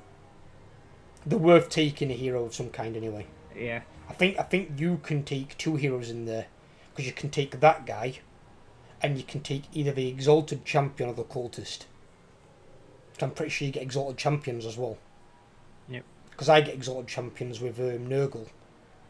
Yeah, unfortunately, all my training heroes are all sorcerers. This one just happens to Yeah, you have can take it. that guy, it's fine. I take Yeah. Nurgle's green sorcerer version for mine. I use him as a I didn't have to spellcaster. pay for this one, so I didn't get to choose what lore he came with, so... Well, you don't choose the magic Lore. anyway, using Kairos's. Oh, yeah. He shouldn't be casting any spells. He's just there to support you with his skills. Never cast a spell with him you can cast with Kairos, because Kairos will do more damage. Yep. One thing I would suggest is, if you're having them Chaos Knights, get rid of one more unit of Chaos Warriors and get another unit of Chaos Knights. So you've got an even number on both flanks. So if you're going with 6, have 3 and 3. You can split it in half then.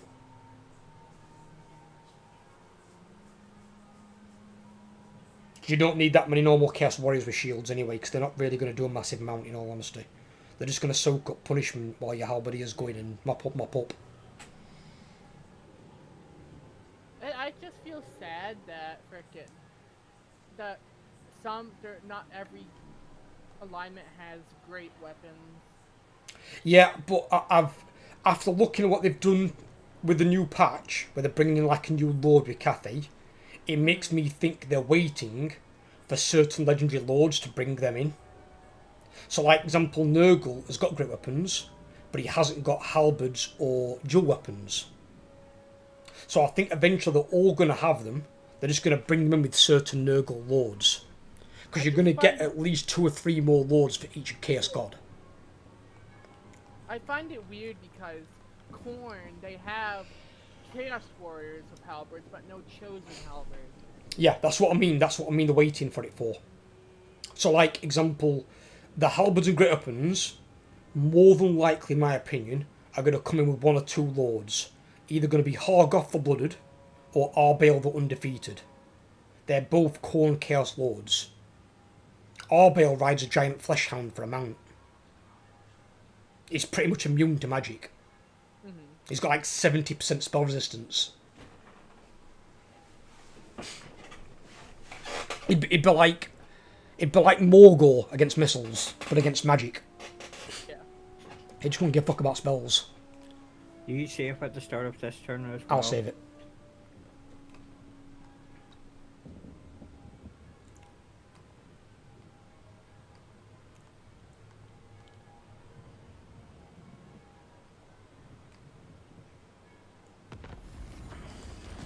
Oh, Loki fella got destroyed.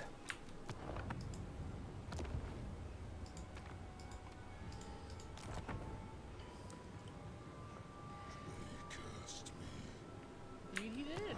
Save's gone through. Was it Cafe or Nakai? That's the question. Could be neither. Could also be Deathmaster. Or Village. Depends who he's pissed off.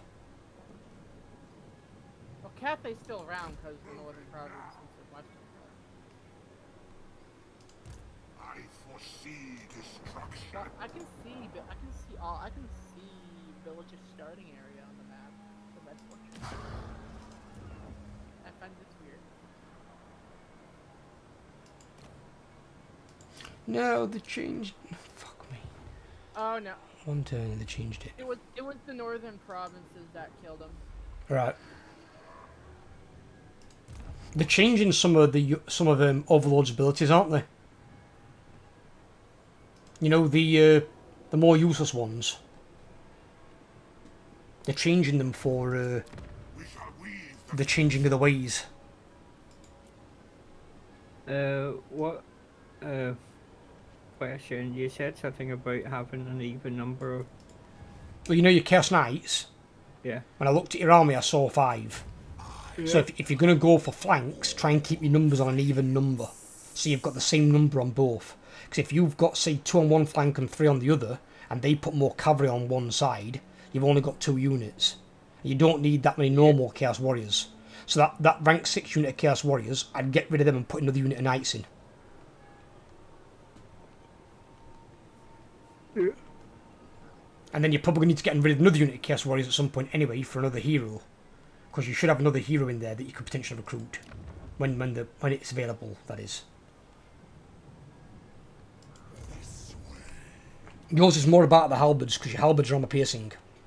So they just fuck up everything. And with barrier, they just don't die. the first.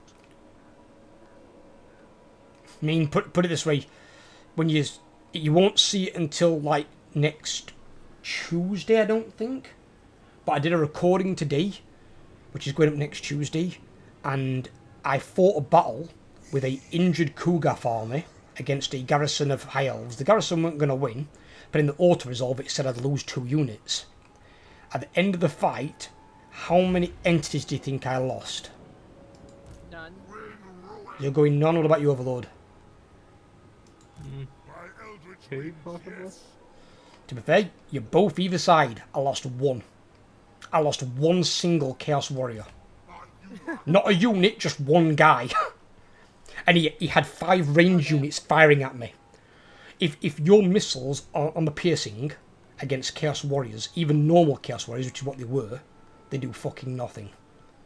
So if you've got an army of like Ice Guard for Katarin, they won't do jack shit against Chaos Warriors. That's why they're not as good as Sisters. Sisters have got armor piercing missiles. They will fuck up armored units. Regular units like those that don't have armor piercing won't. You'd need Kislev to have Streltsy, who have got armor piercing. If you've got a full armoured army running at you, they're just going to walk right over you. You need armor piercing just so they respect you. Oh. Despoilers come.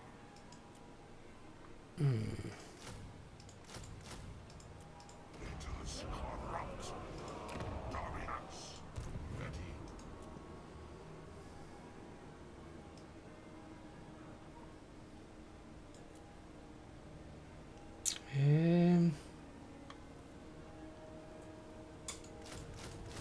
Well, yeah, we're going to want them anyway. Which I see.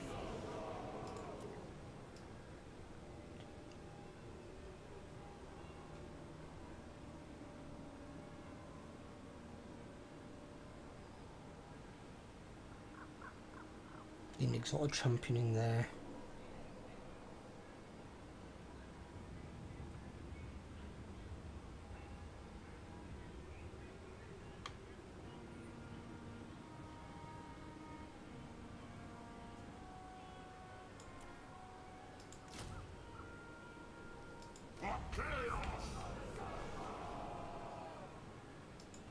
Let us corrupt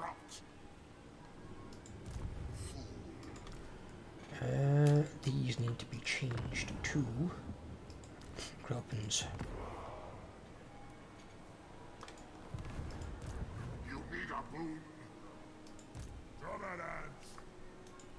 The first damned.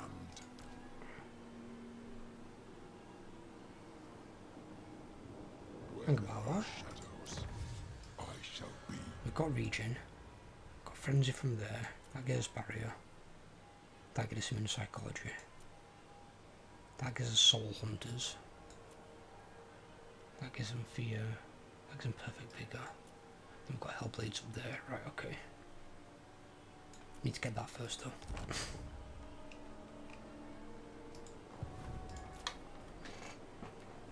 There will be no other coronation. I thought you said Karak Kadrin got destroyed. It just says faction encountered Karak Kadrin. Didn't somebody wipe those out earlier on? Could have re-emerged. Fucking that? hell. I'm pretty sure it said Karak Kadrin destroyed earlier on. And now it says Karak Kadrin encountered.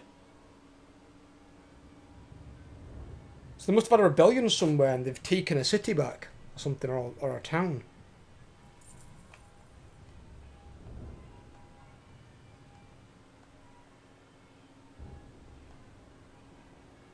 What the fuck? Hang on, what is this?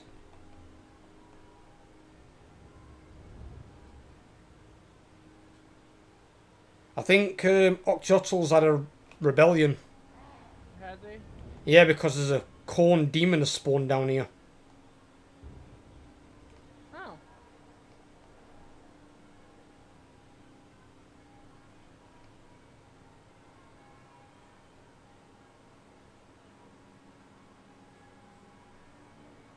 Oh, so I see. Yeah, breaking thrones. That's Yes.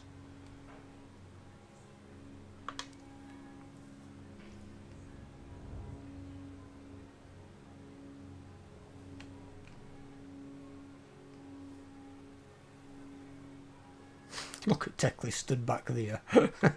Fucking getting his experience and wins a magic up with his stance. Well, they killed a rebellion army but lost 2 units. Yeah, they didn't have much in there to begin with. Oh. Rockjaw's coming though with your 20 stack.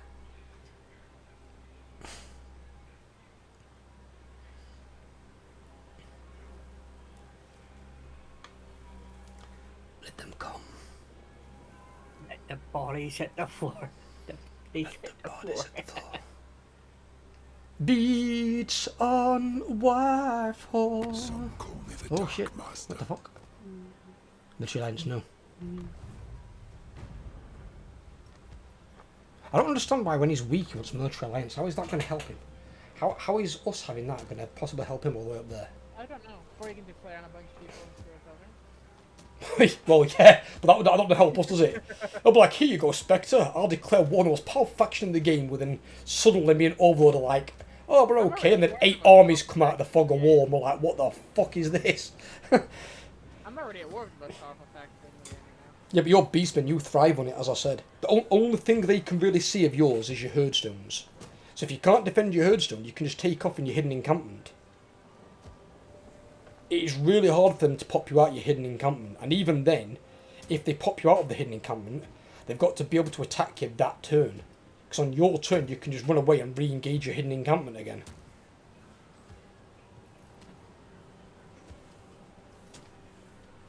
Because when they made the really good change to Beastmen, some players complained that they were still getting popped out of hidden encampment while trying to like recruit units and stuff like that. And so they changed it and made it much harder for you to be brought out. Because it shouldn't be as easy as ambush stance. Because ambush stance, you're just laying in ambush. In this case, you're setting up literally like a hidden encampment they're not designed to find. It's a place for you to be safe somewhere. That's how Beastmen tribes exist and live. By roaming through the woods, and then they have these really camouflaged encampments. They're like a bloody like a faction of snipers. They get ghillie suited up and just fucking hide. Do not try to tempt or threat. Azazel! demanding money off me? Oh shit. I don't think so. You can have a trade agreement, but if you want a trade agreement, buddy, you've got to pay me. How about if I declare war on the Ice Court for you? You like that, do you? Alright, well, I'll have defensive alliance as well, and then you can pay me some money. Yeah! I knew There we go. you would accept. Now we can see Azazel, and I got trade and defensive alliance by declaring war on Catherine, who's literally that far north. I'm never going to see her. No way. Way No, babe, it's bad. bad. You know Mel Gibson? Yeah. He's been accused of being a paedophile. Probably don't broadcast that over the stream.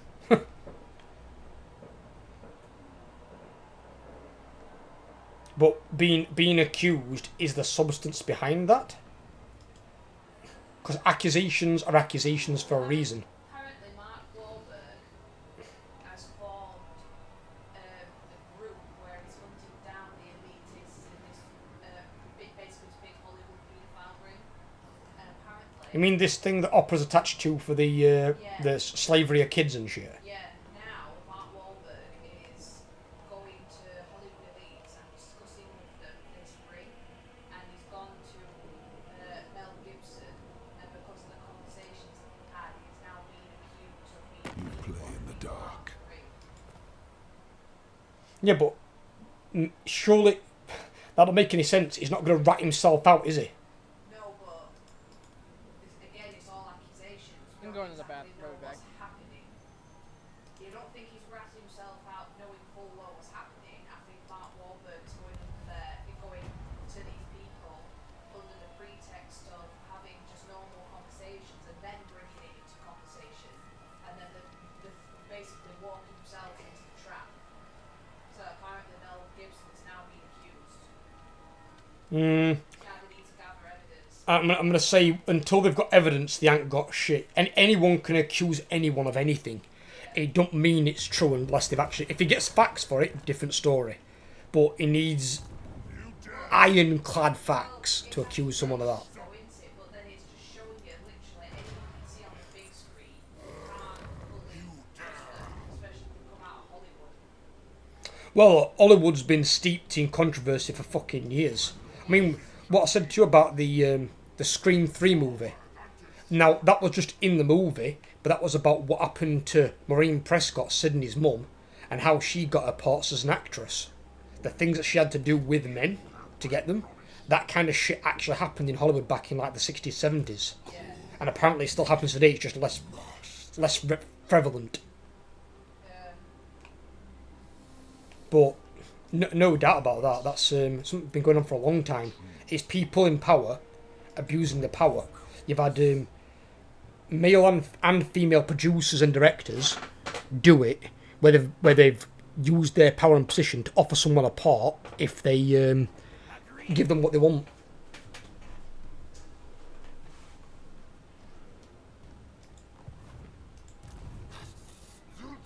Does not surprise me at all.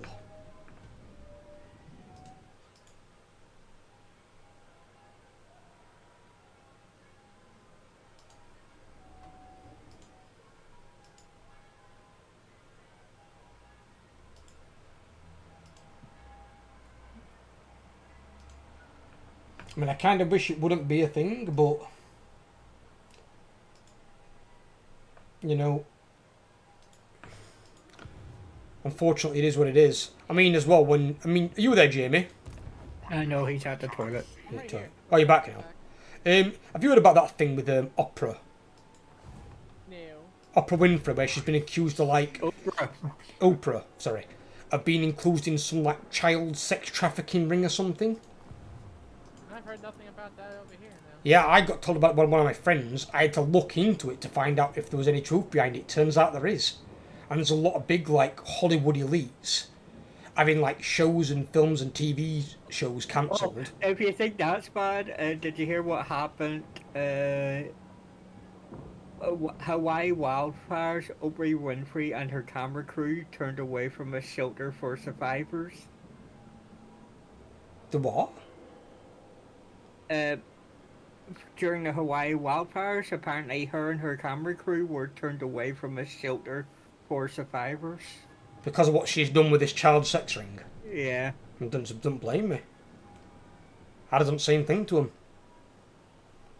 It's a case of you make your bed, you lie in it. And in her, if she's done what she's done, she's basically tried to do a lifetime of good to cover up for the evil that she's been doing behind the scenes. And that's not how it works. Karma will always bite you in the ass sooner or later. If you're gonna be a good person, be a good person. Don't be a good person in public and an evil asshole on the side, because it'll eventually catch up with you.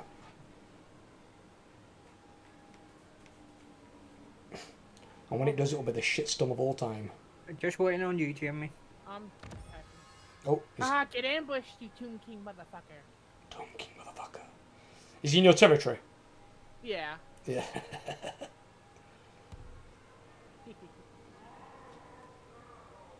What the hell was that? Was that JB's character from the other side of the world? What? Well, I was just here and I just heard, when after you auto-resolve the battle, for chaos! Literally, Yeah, it was like it was... Is that you? Yeah, that's my character. It was the opposite side of the world. It sounded like so distant in my ear, but I could hear it. I was like, what the fuck? That guy's got a right roar if I can hear him down here on the southern continent. Now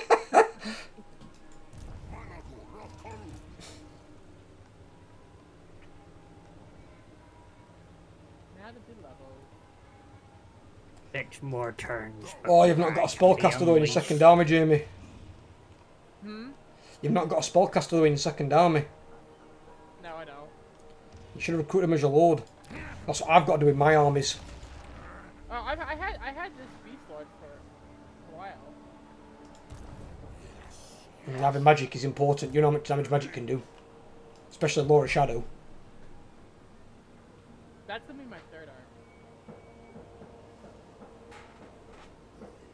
Fireworks? Druggies must have got their drug supply back in.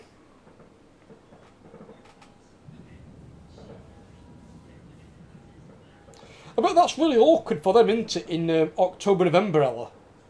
When druggies try and signal that they've got drug supply back in with fireworks. There'll be that many fireworks, the bloody clients won't be able to tell if they've got supply in or not. Ella? What?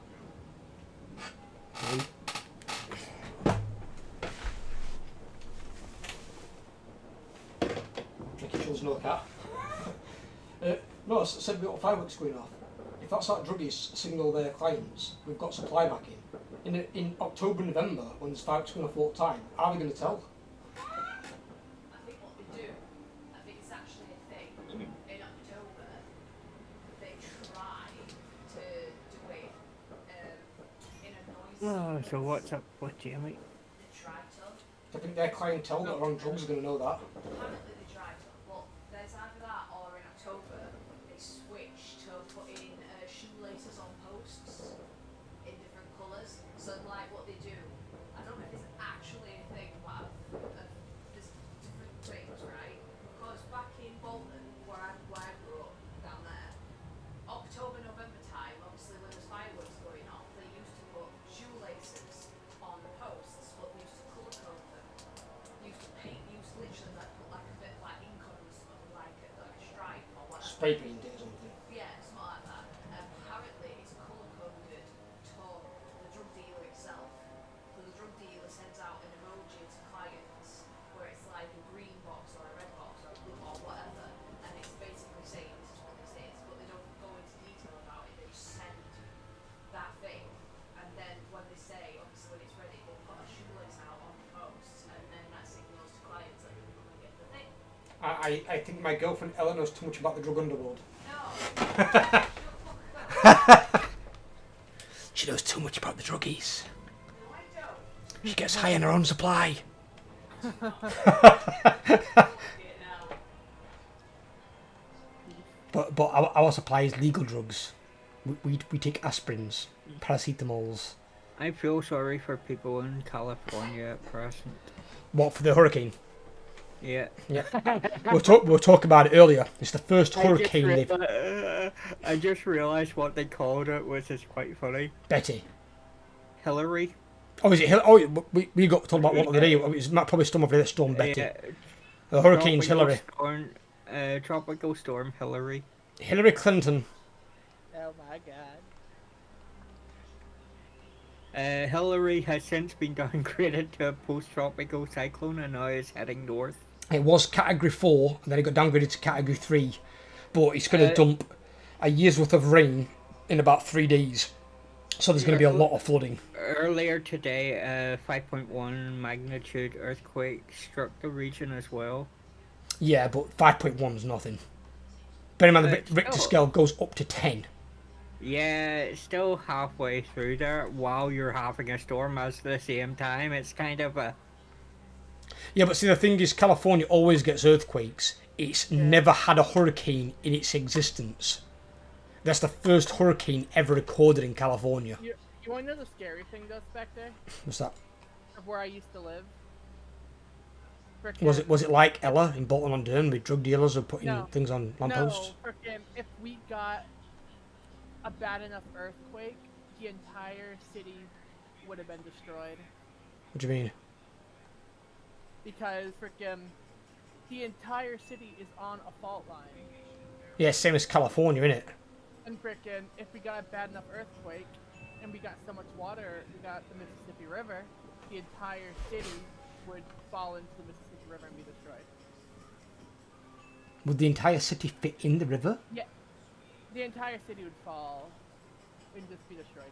I mean, Mississippi River's big. I don't think it's big enough to fit the entire city in there.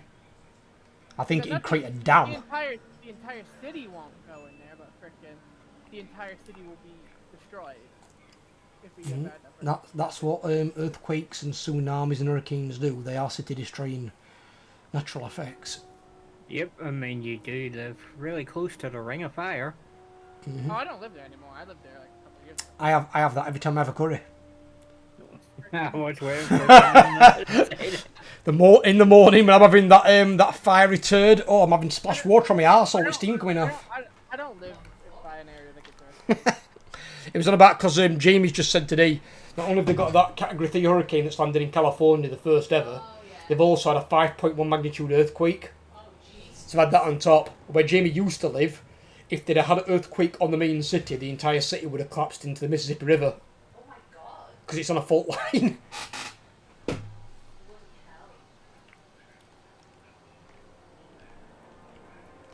What do you want, Festus?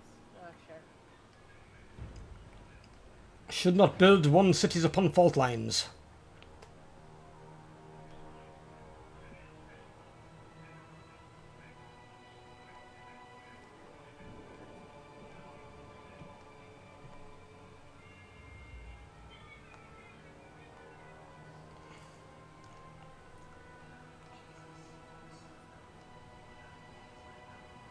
What do you want, you stupid? No. Sure. What did she offer you? Military access. I would have given it to her. Who's No, that? thank you. I'm good. I don't want to do. I ain't doing anything else tonight. You can fuck off. Why? She's right next to me. I've got defensive alliance with both Azazel and Sigvald. I'm talking about the one that's by Overlord. Fuck it. Well, yeah, but she's still an ally of ours at the moment. She's making sure Teclis doesn't get out of hand. Nope. Speaking of Teclis, I'm going to go attack that settlement.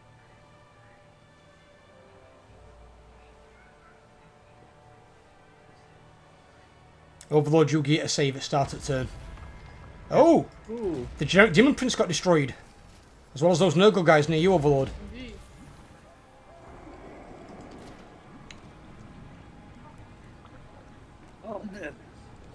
Oh, yeah, I'm going after.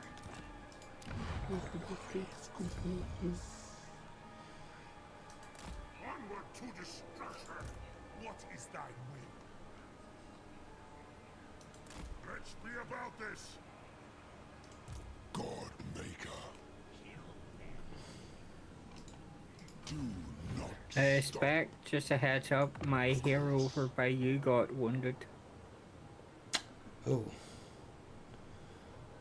That's interesting. Bye. So who's coming this way then? Well, we can Something still wicked this see. way comes. Tempests of fire. I summon discs of zinc. And in response to being wounded over there, I wounded one of Kairos' over here. Faction You encountered be- the Legions of Asgore. Oh, that one's actually pretty good. Love that one. We encountered a Chaos Dwarf Spectre. Yes, with Legion of Asgore. The Legion of Asgore.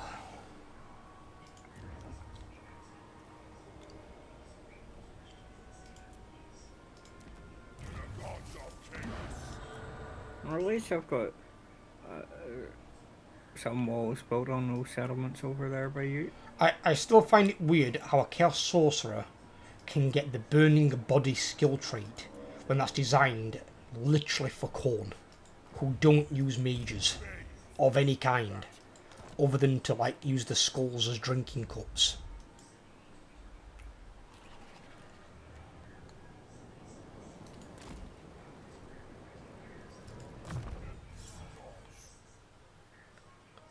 This is a thing into it, yes.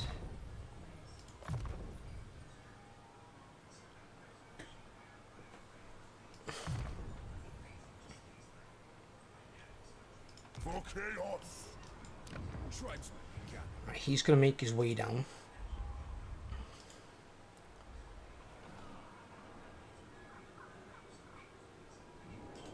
We shall weave the fates. The fort. What the hell? This army has 3 Bastillodons in it. Onward to destruction.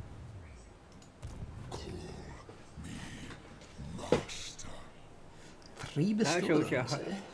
that shows you how bad Teclis is doing. One of his armies has 3 Bastillodons in it. Why does that show you that he's doing bad?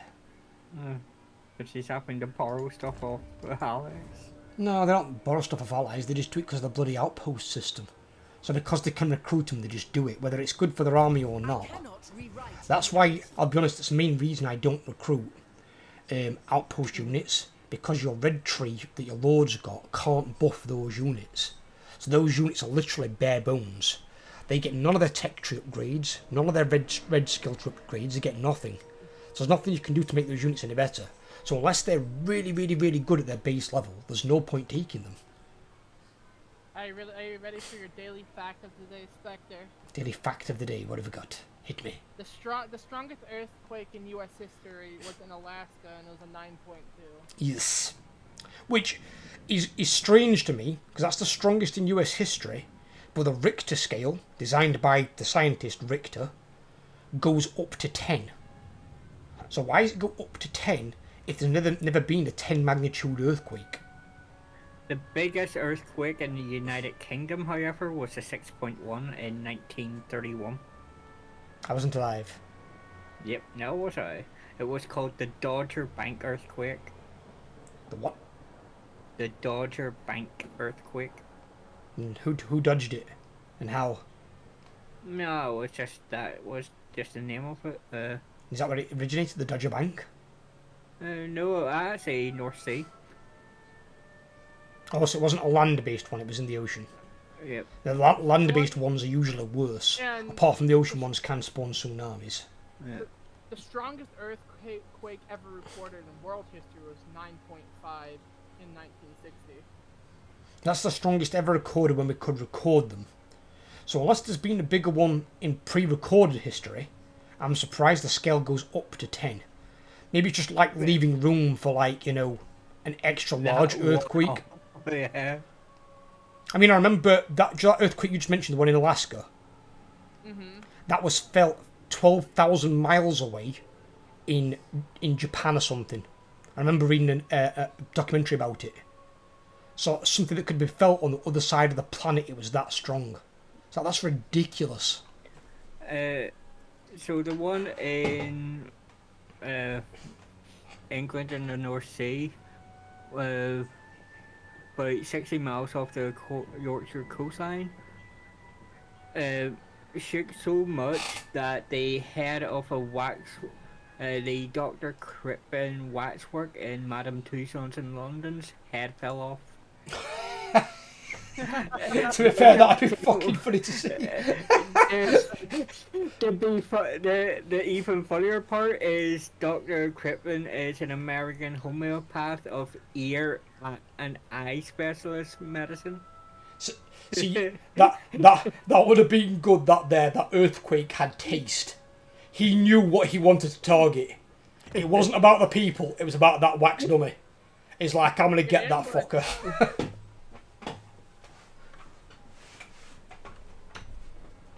Huh, the frickin' Tomb King ran into my ambush. Them Tomb Kings, I swear to God, they're brain dead, aren't they?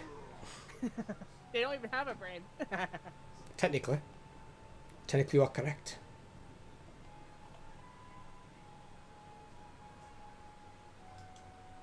Give me my marks of ruination, yes. Just farm them. Farm them for marks and dread. Farm the absolute fuck out of them. Why, have you not done your ritual yet? No, I'm at 72. Oh my God, you're going to get so many. Is that another army there in March Dance? Yeah. Oh my God, they're lining up like fucking bell ends. Is he in your territory though? I don't think he is he? Yes, he is. He is. Is he? Yeah, he's within the blood ground. No, but that's not where you attack. You attack in your territory. See, only attack where your herdstone is. See, your herdstone region, should I say? I'll have to look. It's 50-50. I think he's just on the edge of it, but might be in the other province. But as soon as he moves, he's lunch.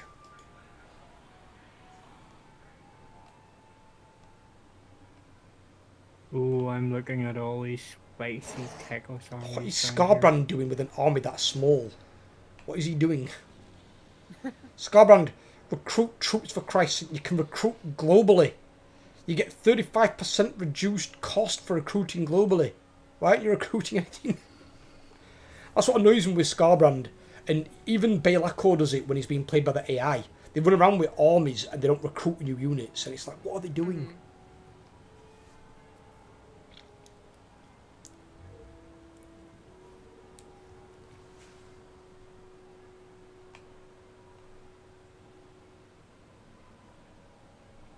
But no, the whole 10 Richter scale, I think it's just to leave room just in case something goes stronger than anything. Oh, absolutely. It's same as like tornadoes and hurricanes. They're rated in a category of 5. So you've got category 5 hurricanes and you've got F5 tornadoes. But this is the thing with F5 tornadoes, and I've looked at this recently on YouTube or looking at some like videos. Some of your like average size F5 tornadoes are like probably 3/4 of a mile in width or diameter. So they're quite a big tornado. But the biggest one in recorded history was in the US, was 2.5 mile wide. That was a massive fucking tornado. If that would have hit a city, that would have been damaging massive concrete skyscrapers. Yeah, That would have been leveling buildings very officially. That would have had like 400, 500 mile an hour winds inside it. That would have been ridiculously potent. Yep, it was Oklahoma. I mean, imagine looking at the horizon and going, oh, look at that. And then you realise the horizon is the tornado. It's Yeah. like, fucking hell. I'd be like, where's the nearest bomb shelter? You're just in the eye. I think that stays a bomb shelter might not be It's taking the bomb shelter with it.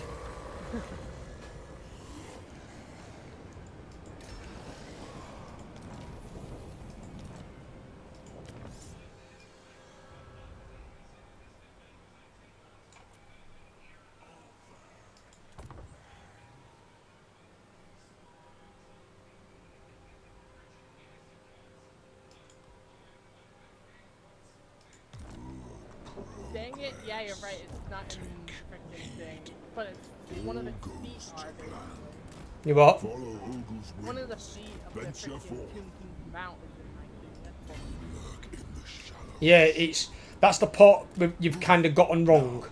It's because Beastmen obviously play differently because they're a Horde faction. But basically, you only attack what's inside your herdstone region.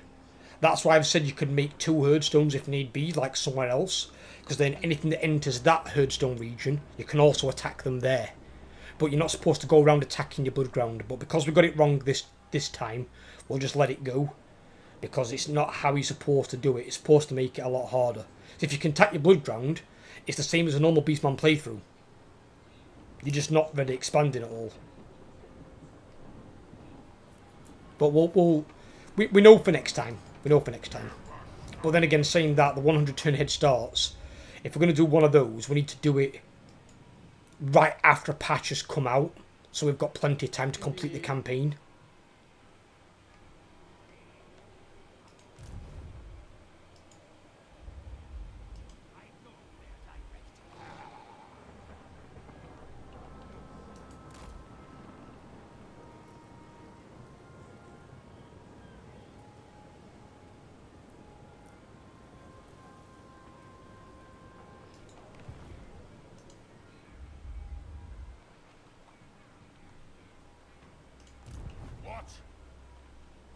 I've got an auto resolve for an attack I haven't decided. Yeah, do it at end.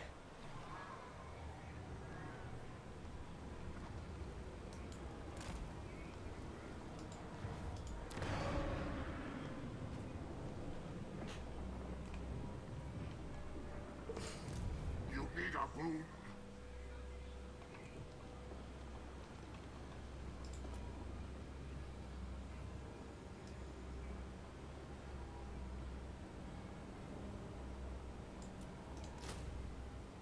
Now they will set.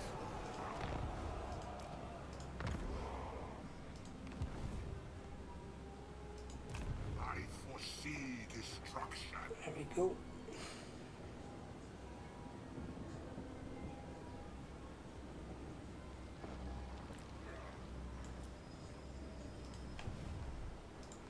That's all the Chaos Warriors that you need. We just need 3 more aspiring champions.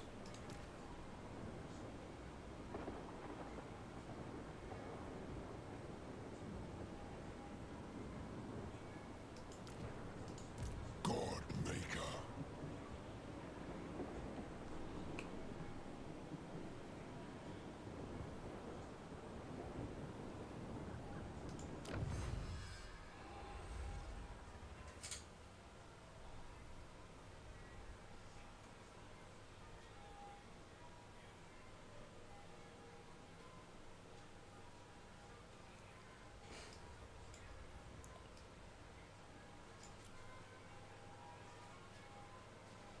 Right, okay. Ooh! A snack has arrived.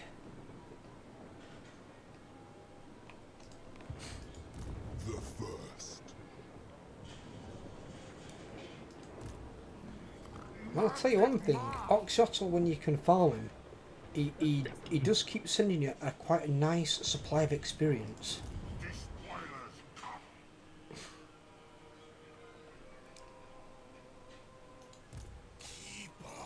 While you were going off on your attack, do you want me to defend anything for you? No, the 2 there can defend themselves. What, even the town? Town's got a decent enough garrison and it's maxed out its walls, pretty much. Doesn't have any walls. Do you mean? Oh, do you mean it's a small settlement? Do you mean? Yeah. I won't really call that garrison decent. It's got 3 blue horrors in it for a start and 2 chaos furies. If it needs help anyway, I've got a second army building nearby, so they're not going to be far away.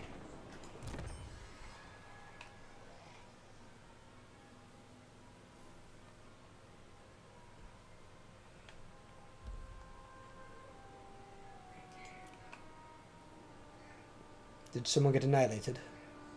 Yes, they did. Witness eternity. Watch out though, because units are injured and Teclis is right there.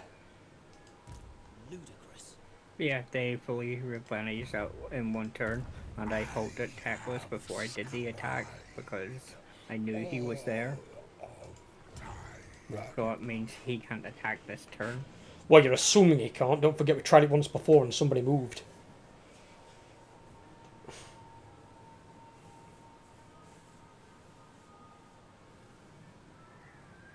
And they don't fully recover, they're fully recovered in 2 turns.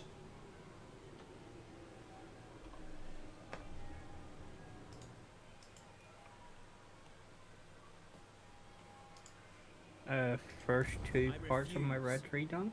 Nice. Is that your warriors and your knights, is it? Yep. Awesome. You know, on your, just out of curiosity on that, you know your knights, the knight red skill thing, does that buff your Doom Knights as well, or just the Chaos Knights? Doom Knights as well. Oh, okay. So what do they get then? What do they get from that buff for you? 1 second. Let me just putting in my points into. Because Doom Knight's technically a mortal unit, they're just riding a demon. That's why every now and then I'll take a couple of units of Doom Knights in there for a bit more tactical flexibility. So you can just fly over and just murder range units. And because of Barry, they don't fuck around.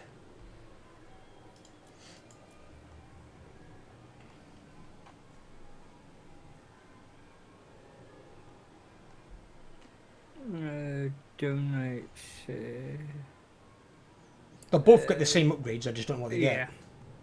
get. 16% weapon strength, 18% charge bonus. 16% weapon strength? Yep. That's a lot. Jesus. Normally get like And, 12. And on the second part of the tree, they get plus 12 armor, plus 6 leadership, and 15% missile resistance. Wow. Yeah, that's good. And The missile resistance is awesome. And that means they're going to take even less damage from range units. And they've already got Barry that makes them take almost nothing to begin with.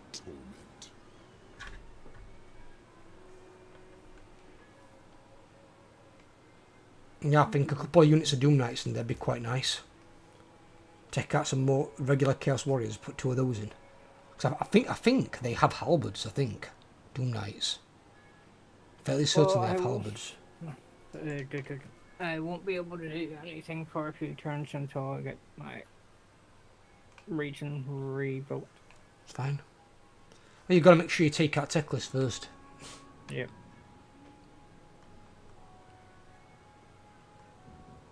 I'm tempted to do something on turn 100.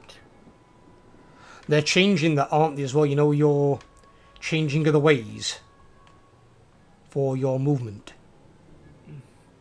It's now not going to be stop faction or halt faction. It's going to be halt army. So you can pick out. It is, yeah, it's still really strong. So now basically you can halt an army from moving rather than an entire faction.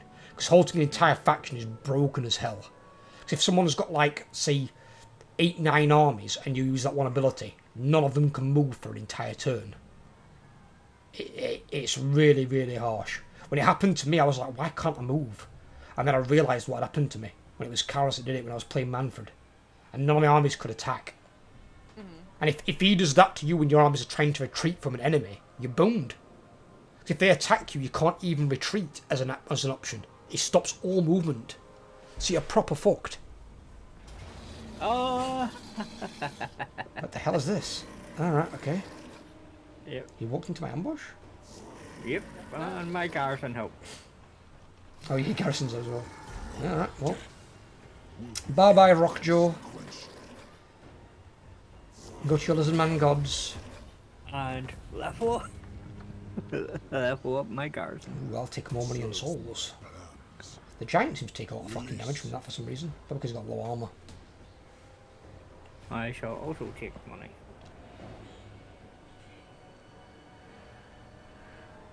Well, it's you can recover your armour, you know what, if you know you're going to be in another fight like a turn or 2 later. But if there's nothing nearby, you might as well always take armour or something like that. It was a garrison, so... Oh, and the garrison's case, yeah, obviously. Yeah. I mean, it can heal your garrison back up if you think it's going to be attacked again, so it can defend itself, but most of the time it's just take the money.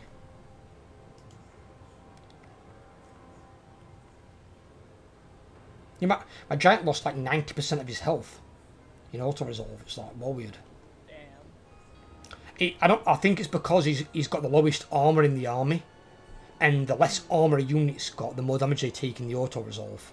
Yeah. That's why heavily armored armies like Bretonians, that's why they auto resolve so well, because they're all that heavily armored they take almost no damage in auto resolve. We're under 100 factions. Yeah, that were last turn. Of course, the frickin' Tomb King army decides to go away. It's alright, be back. Be patient. It's not many turns now until we're unleashed anyway. Well, put it this way, even if Teclis could even move against me, I outnumber him anyway. It's not so much outnumbering though, it's how damaged your guys are. I mean, you'll have your full barrier, that resets every single fight. Yeah. But, and it can recharge in the fight as well. Which I think Kairos as well, one of his skills is, can't you get your barrier back faster for your army? Yeah. Yeah, so he has some nasty shit I anyway. already have a point in that anyway, so... Yeah. You know, that's the kind of shit you want to max out.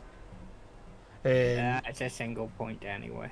But it's just how injured some of them are. Some of them are a bit battered. But then again, it depends on what's in Teclis' army. If he's not got much armor piercing, he ain't going to hurt you. It's basically some weird looking flying things. Phoenixes or eagles? Not from his army, double-tailed thing. Oh! Red thing. Yeah, that stupid thing, yeah. He's got a bounce ball that's quite nasty. Yeah. He's got a couple of blue horseman duty things. Blue horseman? Yeah. He's It's a horse, it's blue. Oh, it might be Dragon Princes. Yeah. He has one phoenix, one eagle, a bolt thrower.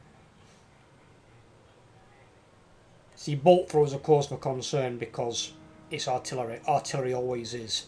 But as long as your knights can get in there and shut it down, you should be fine. Normal archers won't do jack shit. I told you about my fight earlier on that I had against high elves, and I don't have barrier. And they've got to get through your barrier before they can even get at your armour. So normal archers aren't going to do shit against you. So unless he's got like Sisters of Avalon or something like that, you're not going to have to worry about archers. Obviously just don't let them free fire continuously for ages. Make sure you shut them down.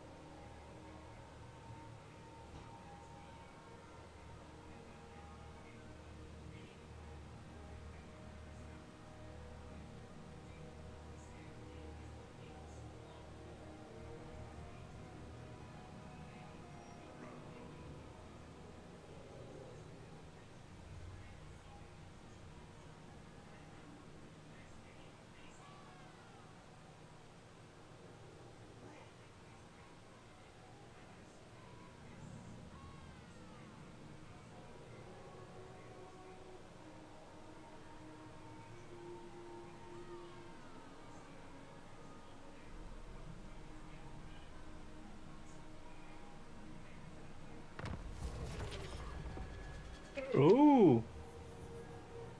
Etienne just confederated Aileron?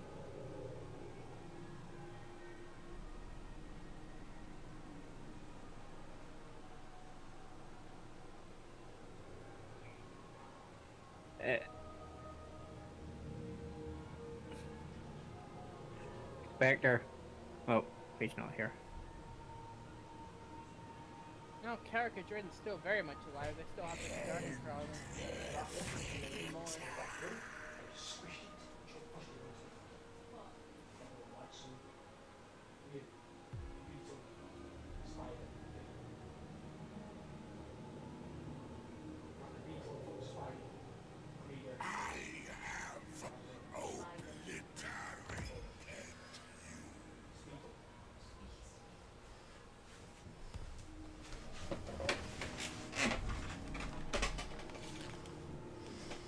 Confederation. Oh, yeah, Tyrion's back confederating. Mm-hmm. Frickin' Skarsnik never killed frickin' Holmgren because frickin' he dropped his whole starting province in frickin' Azag province. Marvelous.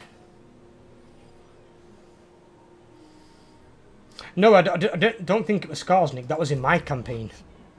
But I'm sure it said Karak Kadrin had been destroyed earlier on. Nope. So I was like, what the fuck? I'm like, how is he back? He does all of his starting shit. Marvelous.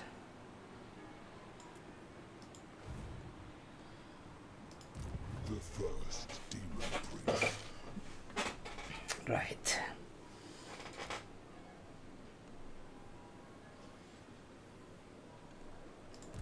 The four token. Here we stay, drawing power. Lord of Shadows. So the interesting one is what to put the other point in on the red tree. So Chaos Warriors, Chaos Knights, and Doom Knights are all on the same point in the second part of the tree. Chaos Warriors and Chaos Knights are on the same point. Yep. Usually Chaos Warriors are on the infantry side, where cavalry are on a different point. It's called the Armor of Delirium, Chaos Warriors of Saints, Chosen of Saints, Chaos Knights of Saints, and Doom Knights of Saints. So you're telling me that your Chaos Warriors get more leadership, 15% missile resistance, and more armor. Oh my god, missiles aren't going to bother them at all. Like, literally. Well, don't forget, you haven't got to put 2 in the second red tree, have you? You have to put 2 points in to get to the Masters of Fate. You don't. Not on the second tree. On the second tree, you've only got to put 1 point in. If you put your cursor on the one at the end, it should tell you. Because mine says available after spending 1 skill point in the previous group. Ah. So if all yours are in 1 skill point, just put 1 skill point in. Yep. You've only got to put 6 skill points in the first one to unlock that to go on to the second one. But if you've got all yours wrapped up in 1 nice skill check, you're really lucky. In my case, in my second try, I'm putting in 3. Because I'm buffing my infantry, my cavalry, and then also my monstrous units. My monstrous units aren't getting buffed in the first tree. Because I haven't got enough skill points for that.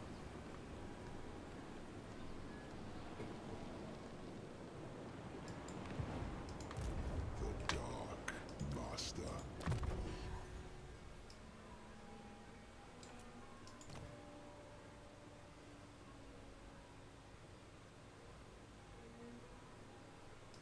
Okay.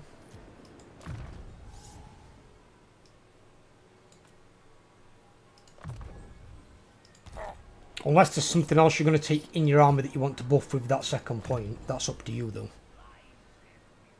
But you don't have to. It's not mandatory.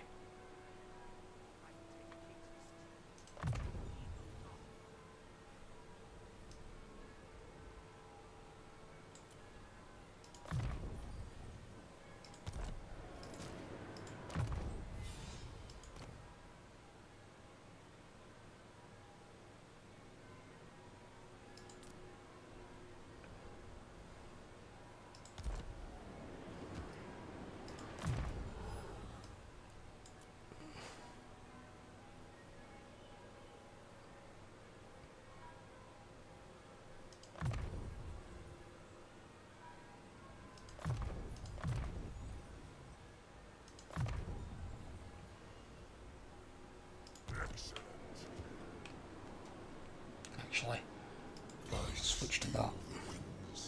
Scourings and magic. Oh, The points in thing gives them plus 20% barrier during battle,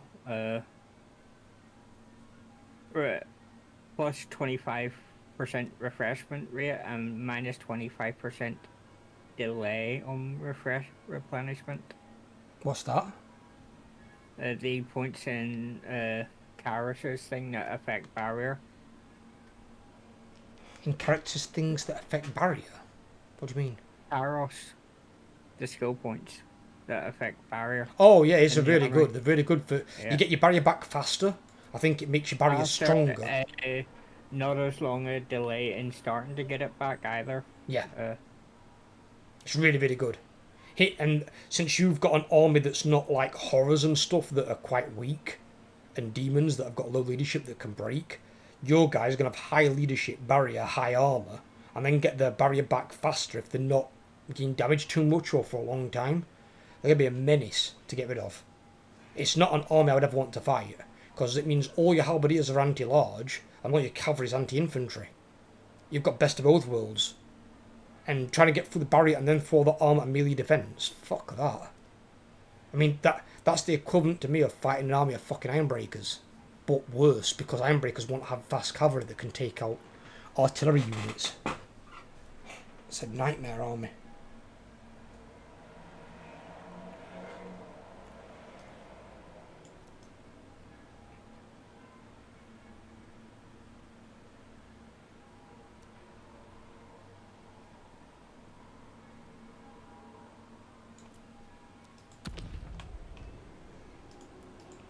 Harbinger.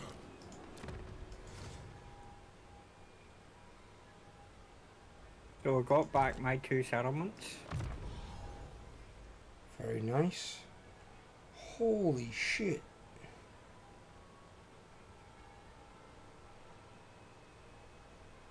Fucking Harold Hammerstorm is disgusting. On that guy I've got a 25% ward save. Because one of his Path to Glories that I've completed gives him a 15% ward. And he gets a 10 from one of his skills.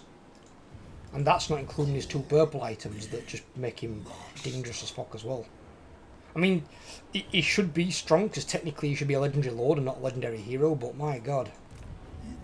That guy's gonna proper kick Just sent you ass. the stats of my rank 7s. Sent me the stats, what does that even mean?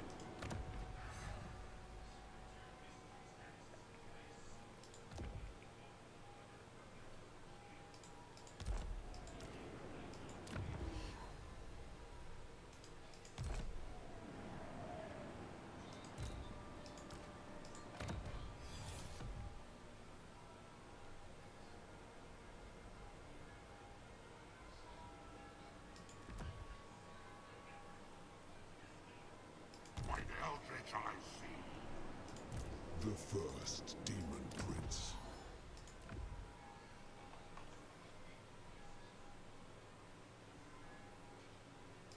Here we go. Sorts those guys out. How the fuck have I encountered Hockland?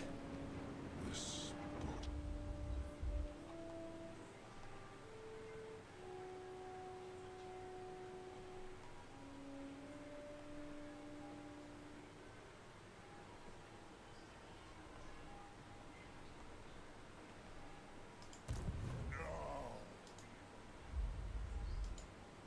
My hero hasn't been moving.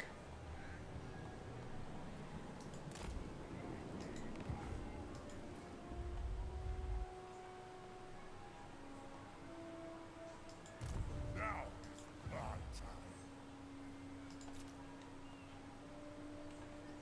Stay in the shadows. Scarbrand? No. Not getting military alliance.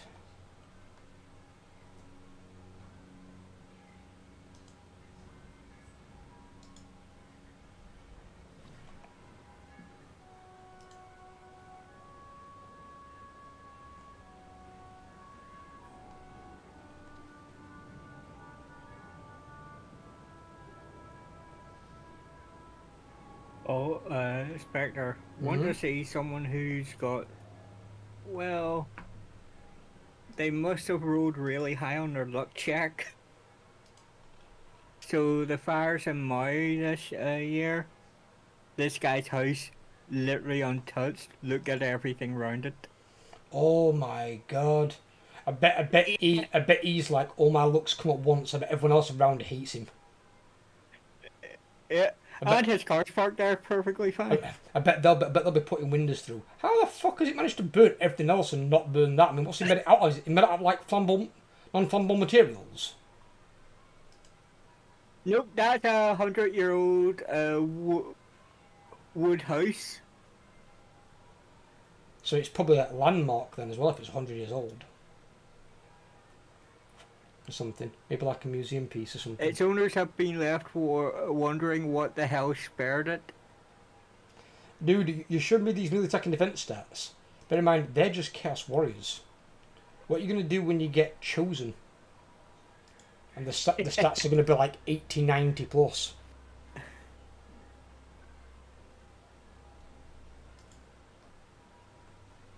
That's why I said chosen make people cry. Because chosen are fucking strong.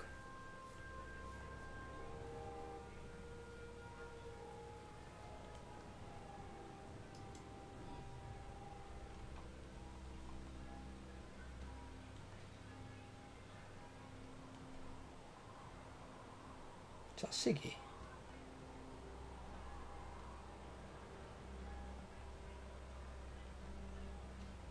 No.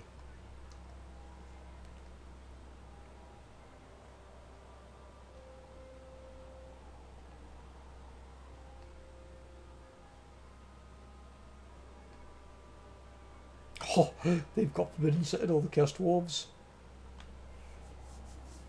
I like how the Chaos Dwarves have come in and conquered Norska rather than conquering fucking Kislev.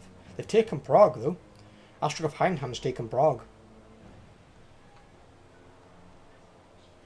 And Festus is still alive. And he's got Mindenheim, so I mean he's got a chance.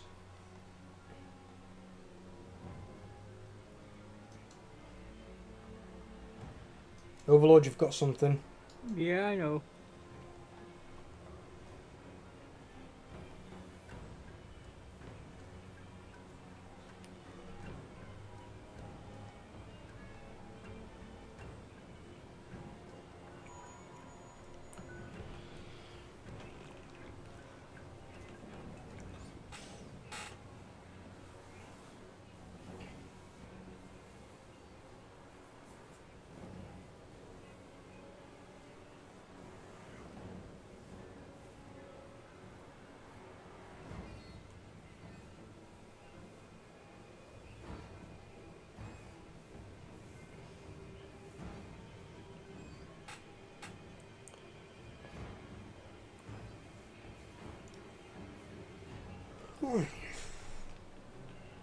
Siggy's up there.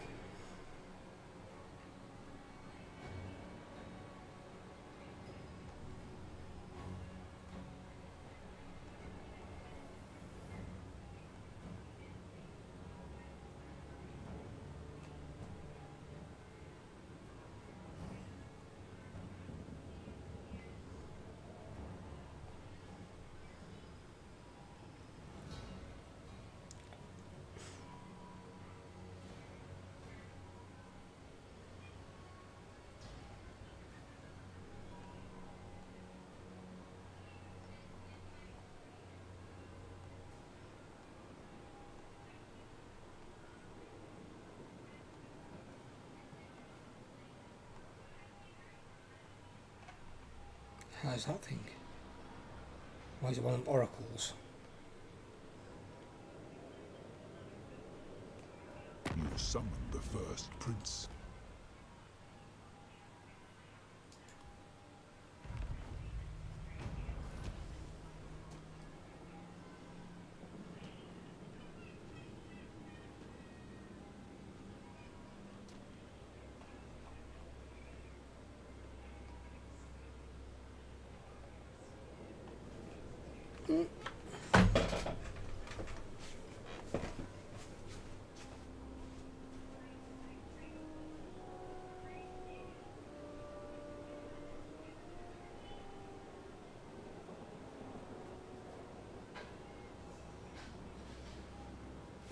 pulling me out of my beef encampment. Yep, you'll get used to that eventually.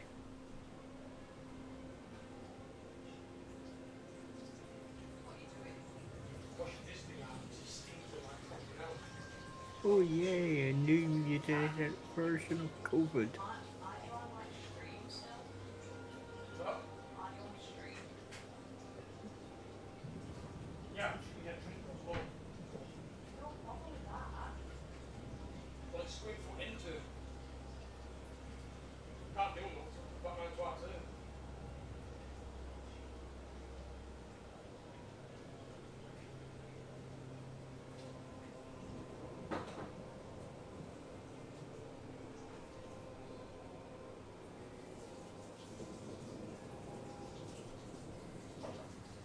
The first thing I'm going to do once turn 100 hits is transfer Fortress of Dawn to myself. Take the capital city by force.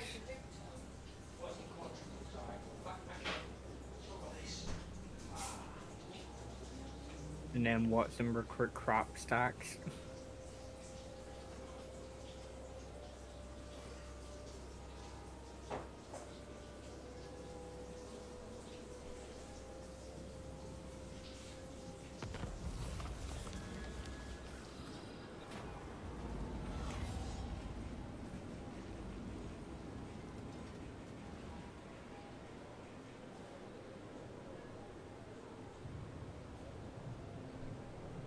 Oh damn, can't move because it's Spectre's got an event.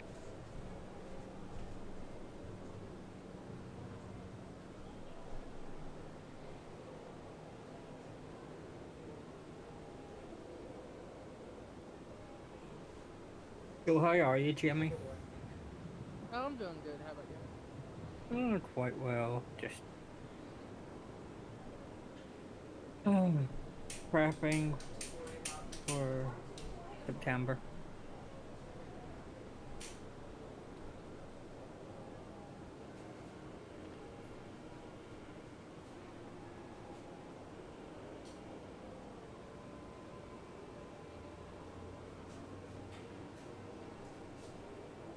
So you heard gas and thought, Hear it, it smelt it, but it wasn't enough where it was going to trigger something. So I was going to see if it would trigger it, which it smell like hot to a location. And if I knew it was going to explode, I would have put it in there. It's not residual, like it's coming through something. I don't know what it was. But it smelled like it was in the corner near the extractor fan.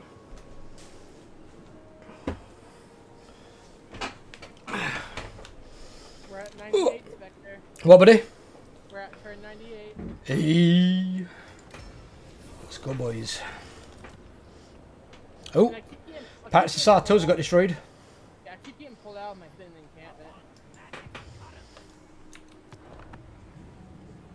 Is there heroes around you? No.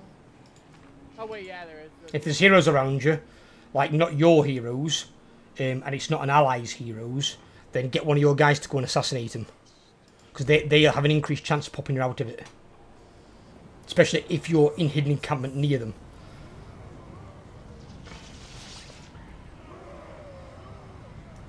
The gods direct me. My lord Sinchakri.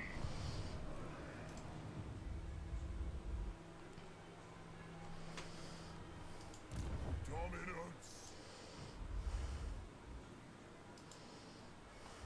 Yeah, Cetra's just teasing me right now.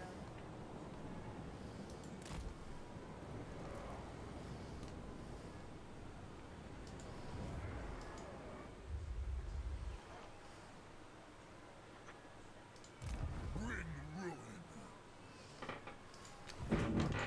I ignore Fucking hell. The Exiles of Nehek are bringing up a hero near me. I think Exiles have got strong again on that side of the map. It's weird how the Exiles are suddenly getting strong. They were never strong in Warhammer 2 at all. Maybe it's because of the melee chief like nerfs. But then again, I don't think they applied against the AI. I think it only applied against the player. It's kind of weird.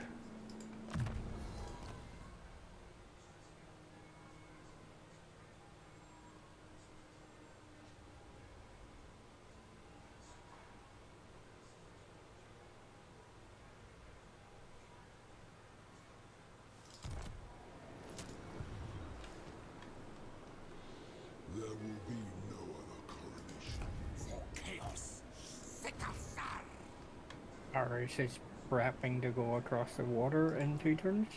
Hmm? Kairos is prepping to go across water in 2 turns.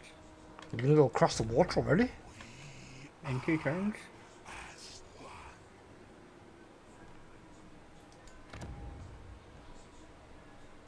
Because I'm going to do the evil thing and transfer Fortress of Dawn to myself.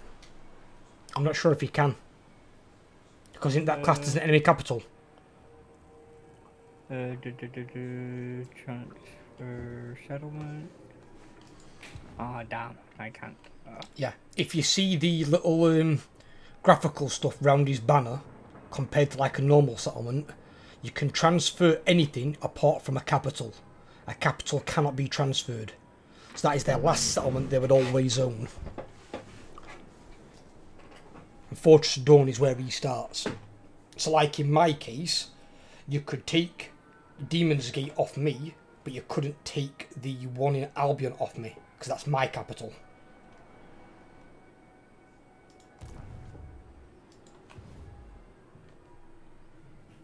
Where there are shadows, I shall be. But yeah, you can probably go across once we're able to attack. Just make sure though that you come back and get your chosen when you're able to recruit them. Yep. Because you want to be updating them for the late game. Because Chaos Warriors are good, don't get me wrong, and they can work into the late game. But if you start coming up against like Swordmasters and Phoenix Guard, that's when you'll want your chosen. Well, the first thing is I finally got Alt 1 off my Lore Master off my area down here and got my 4 settlements and my growth's going back up, so... Well, in a couple of turns we can attack, I'm going to go and wipe out Oxyotl and apply Munda. I'll occupy these settlements here to begin with. Then if you want them, you can have them. Because you'll make more money from these than I will, way more. Like that one there's bringing like 618. It's insane. Like the one at the end is bringing 993. The Godless Creator. Yeah, that's a city though. That's the one that I need to occupy. But that one I can get 4,000 from. Or on turn 100, I'll just transfer it to you. You can't, because that's his capital. Okay. I'll take it, don't worry, I'll take it. I'll go down there and take it. All we need to make sure is that these Slaanesh guys to your side don't turn around on you once your army's gone across the water.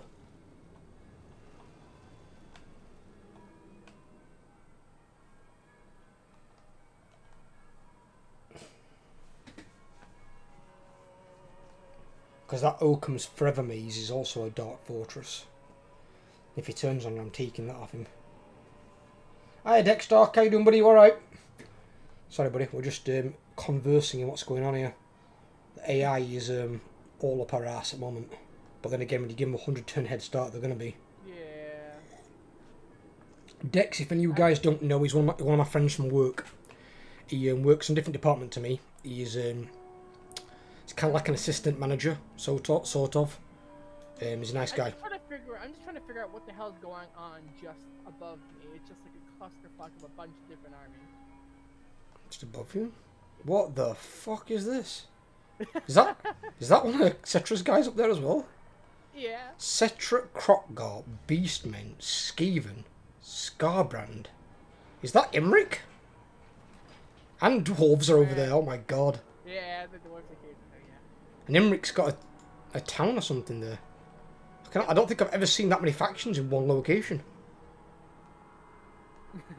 Peacemen, Skaven, Lizardmen, Tomb Kings, Scarbrand, Dwarves and High Elf. You've got 7 factions in like one area. Hi Esmeralda, how you doing darling? You alright? It's a clusterfuck over here. Yeah it is. It's a bit of a cluster, I'll be honest. Cetra, you're in my border. Certainly, imperishable. And you're in Forest March. Party time. Party time, darling. Very you're in good. Forest March. Is it Esmeralda's birthday? You would have to ask her. Well, obviously, I'm assuming she can hear me over the stream, so... I would assume. Mm-hmm. Can you hear Overlord? Or is he quiet? Me quiet. Nah, they have party there. Oh, the party up there. She's talking about what's going on on Jamie's campaign map up there. Yeah, there's it's a clusterfuck. It's basically the UN. It's the United Nations of Warhammer. They're all gathering to discuss why Korea aren't there, which is basically a cafe. Gorgon's coming down. Technically, we've also got Wurzag. Yeah, technically, yeah. Oh, there's Tic Tac Toe. So you've got dwarves, which is fat people, basically America. You've got lizardmen, obviously your scalies. You've got Tunkings, necrophiliacs. They're in there apparently for some reason. Skaven, you've got your furries. They're going to be part of it. Scarbrand, apparently Satan worshippers. And orcs, I mean, probably like, I don't know, like pikeys or something. They're roaming, that sort of thing. I don't know. And then high elves. Not used that. High elves, obviously a nobility. Your nobility rich people. Yeah. You what, sorry, don't lose what? Was that Thoric? And Thoric's there as well. Yep. And Gorgon's coming You're down as either well. brave or a fool. I think the latter. Let's see. Just a part. No, imagine Spectre. I didn't tell you that, and you went through your portal, and you went through the portal, and just like, oh my god. Well, I pulled and landed in the middle of all that. I'm like, holy fuck, what's going on here? What, literally, Belakor steps through a portal like Thor arriving in Wakanda. And he's like, dun, dun, and he's like, holy fuck, what the shit is going on, boys? He arrives and all of a sudden it's like, all the cinematic heroes all against him. It's like, this is going to go to shit. Oh yeah. Is that Cetra right by your herdstone? Yes, it is. In March Dance? Yes. Orcs. Yeah, there's always got to be a Wurzag. Wurzag's always here. Surprisingly, last couple of campaigns, Wurzag's not been getting wiped out. They seem to like reduce him down to Ekrund and then leave him alone.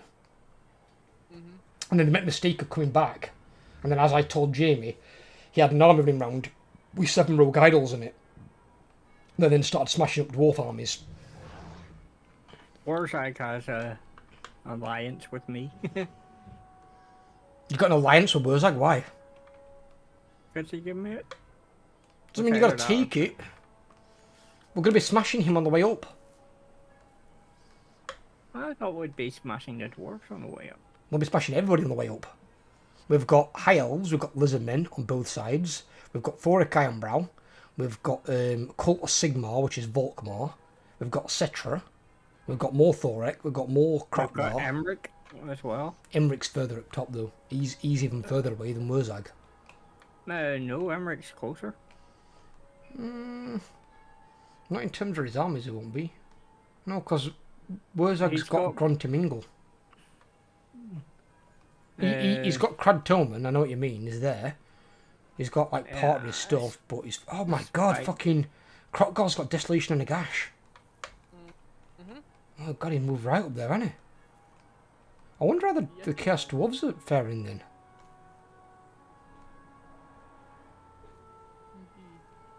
It's interesting to see. Oh, since you love your orcs, Pharaoh, you'll be proud of Skarsnik.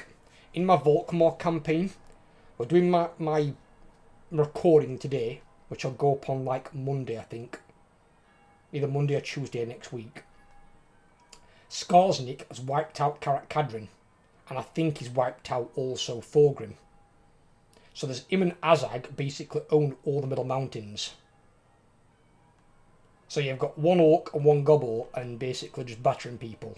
And I think it's something like the 3rd strongest faction in the game, it says. His strength rank rating. Yeah, he wanted 4,000 off of me, and I declined it, so I'm not war with Skarsnik, but I'm not overly concerned. But it sounds like he has got a lot of armies. No, you come out up here where I'm at and just zoom out, you just see nothing but blue dwarf stuff.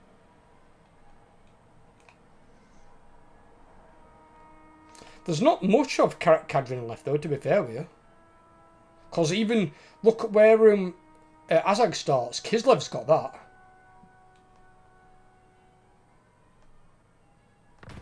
Ah.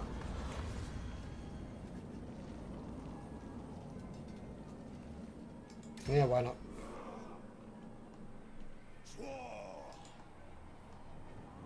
One more turn, boys. One more turn.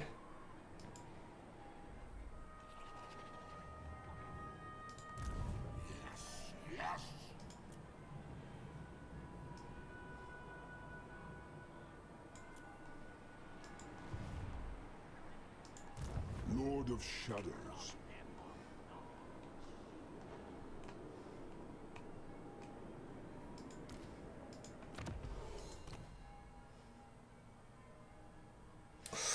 Ooh. Does anyone remember if Manfred's dead? Did Manfred die earlier? I think he is. Yeah, he died Volkmar. Fucking Volkmar. Because I've got a thing here for Harold Hammerstorm. Kill a legendary undead character. And I get something called Deadbane. No, he did. He died Volkmar. Of course he did. Buzzkill fucking Volkmar. Basically, Tomb Kings own the northern part of the Southland. Frickin' Volkmar owns the center of it, and then you got your frickin' Tic Tac motherfucking toe. Tic Tac motherfucking toe. So he got Tic Tac stuck in his toe. That must have been painful. I wanted to declare war on my boss today. It can happen sometimes. Speaking of wars, the war in our previous game, the dopey one. Yeah, right, so this is one thing we've discussed. I want your opinion on this as well, Ferro. I know you haven't played the game in a bit, but me and Ovo were discussing this because we think it's kind of stupid. You're as well, Jamie. So, we're at war with Grimgore Ironhide, yeah? We're at war with Grimgore because we wanted to get an alliance with one of the Chaos Dwarves.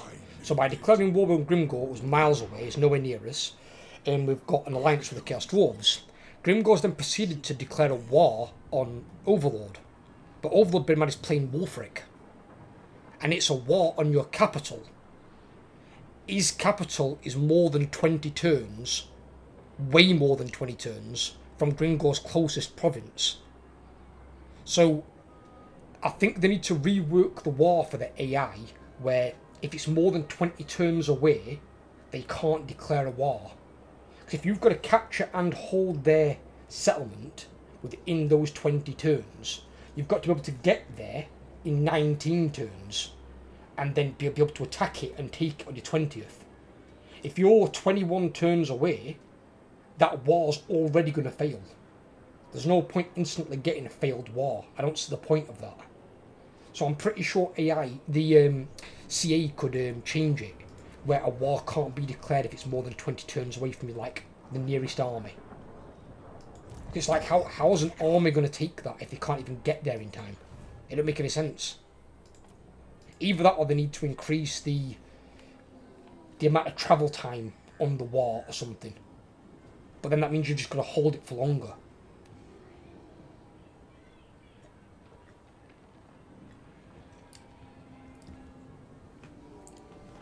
So I mean, what do you guys think? Is it something you think CA should look at and maybe try and change for the orcs? Maybe.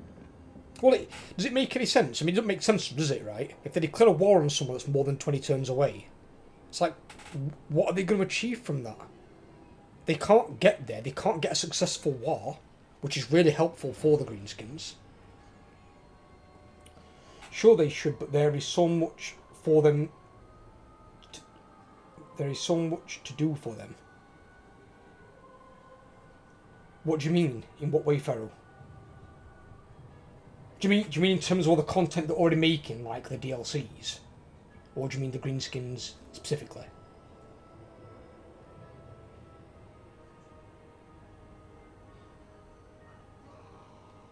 C8, right? Okay. Yeah, but it's one of the like, it's not even a big change.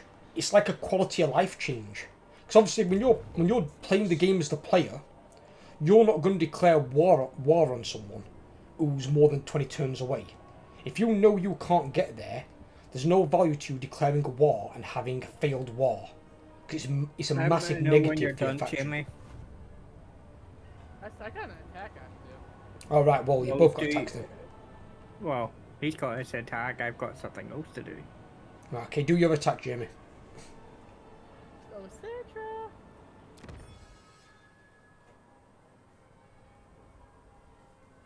Get shit on. There is so many bugs and other issues they should address. They didn't fix simple bugs in 5 months. Don't get me wrong, I completely agree, because I've been playing on a map where my units start about fucking 1,000 feet in the air, and I've got to run down an invisible mountain to like get to the gate.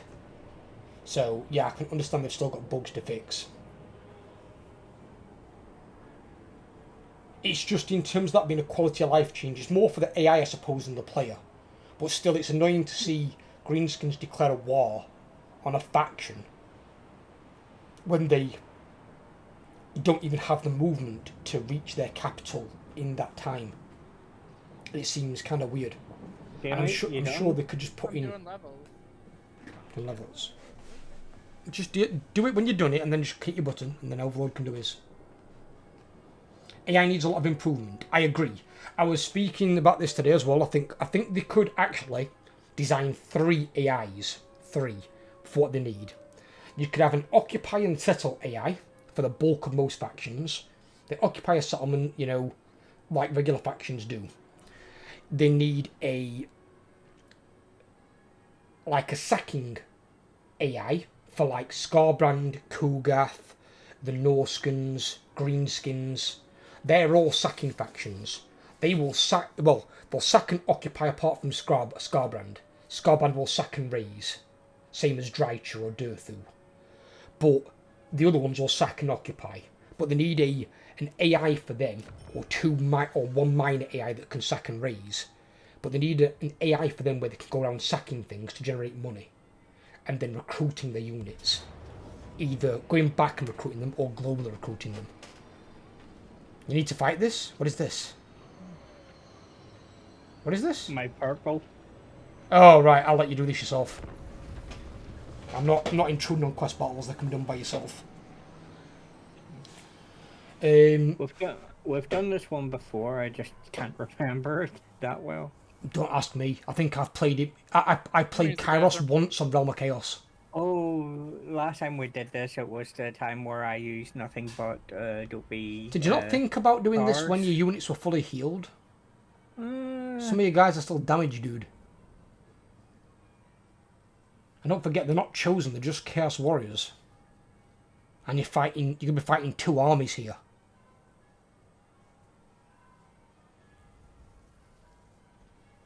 I get it, it's not as easy, but it's frustrating for players. Did you see the new difficulty settings for camp battles? Yeah, the slider. Oh, the slider, you mean? Yeah. See, the slider, believe it or not, Ferro, I actually like the slider. I think the slider's a good idea, because it means people can be encouraged to play in high difficulties, but they can move the slider to where it's not as overwhelming for them. Because the AI will still be smarter and recruit more units and better units in those difficulties and recruit more armies, but they still don't have all the massive overwhelming buffs that AI can get in the high difficulties. Even I've said to the guys in our future campaigns, we're going to drop it down to 5%. I don't think the computer should have a 10% cheat. It's too much. It's far too much. When you've got Skaven slaves with 80 fucking leadership and they should have 40, it's ridiculous. They should not have that amount of leadership. It needs to be reduced. So I think 5%, maybe even a little bit lower if you can. Depends how it can go. I don't like seeing unbreakable Skaven slaves. Yeah, no one does.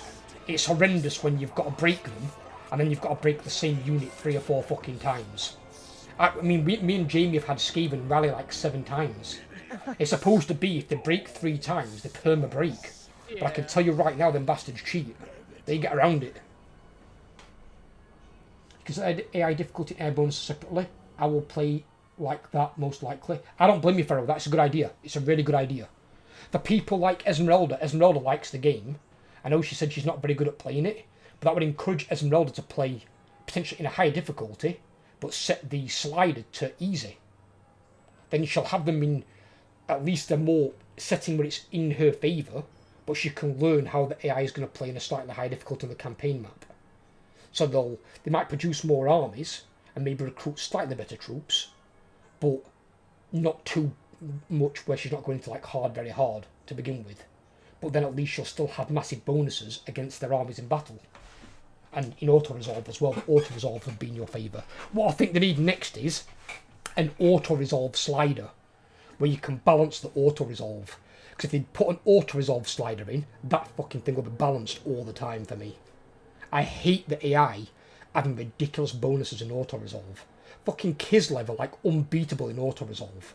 You can go for an entire campaign with Kislev, recruit literally Zargard and Bear Cavalry, and nothing can beat you in auto-resolve. The auto-resolve is ridiculous. They would need at least 2 armies to try and beat one of yours. And that's going to be 2 really good armies. I auto-resolve 30 units of Chaos Dwarves. It's insane.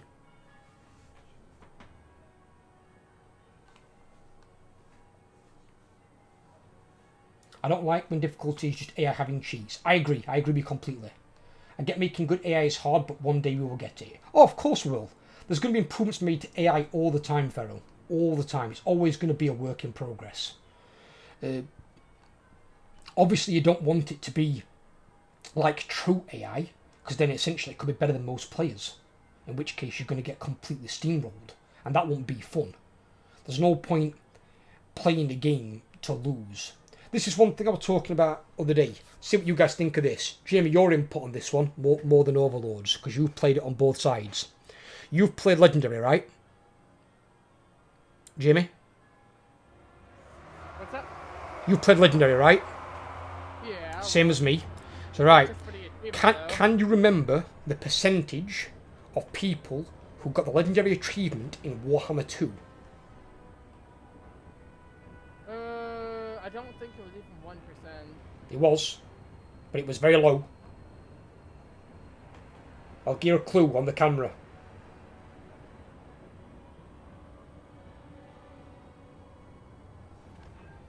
Oh, look at that, Spectre. Look at that. Oh, that's going to make a mess. The big dirty eyeball. Oh, fuck it. I think it was. Did you see it, Jamie? The clue? Yeah, two, yeah. It's 2%. It's just under 2%. So 2% of the people in Warhammer 2 got the Legendary achievement for completing a campaign in Legendary. This is one that Ferro might know, or Esmeralda. I can't remember if one of you guys played World of Warcraft. Do you remember the percentage of guilds that got the Mythic achievement? And I'm saying guilds, not players. Actual guilds that got the Mythic achievement for raiding in World of Warcraft.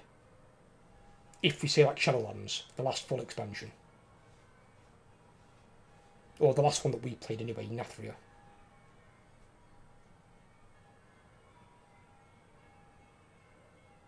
Watch out, Kairos is getting pummeled, dude. Yeah.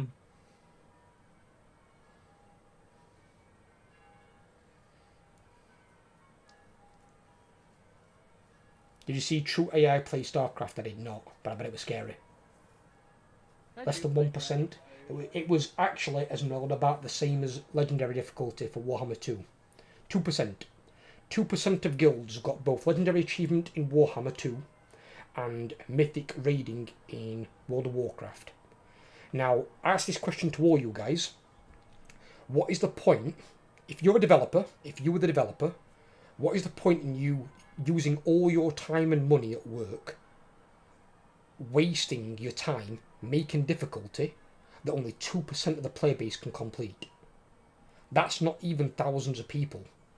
You're talking hundreds, max. On a game this size that's even more niche and smaller, probably even less. You might just peak into the hundreds.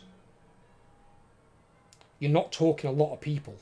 So if you're a developer developing difficulty, why would you develop it so only 2% of the player base can actually get your achievement and play the difficulty where it's achievable to win? Have you actually succeeded in your job, making difficulty that hard? That's rather fucking stupid in my opinion. Personally, I think however hard a difficulty should be, it should be achievable by at least 10% of your player base. 10% is still low, but at least it's double figures. At least then you've got 10% of the player base getting Legendary, which me and Jamie got in Warhammer 2, and 10% of the guilds in World of Warcraft are getting mythic raiding. I don't see any reason for difficulty to be harder than 10%. And that's still 90% of people not getting it. So that still puts you in a super elite bracket. But I think when it's 1 and 2%, it's a bit ridiculous. It's like at that point, is there any point in making that difficulty? Because who the hell's actually going to see it? Who the hell's actually going to achieve it? You'll be talking a handful of people. It's proper stupid. It's like, in fact, you might know this one, Overlord. I'll throw this one at you. How many people in EU West have Challenger rank in League of Legends? Not many. Would you like to hazard a guess?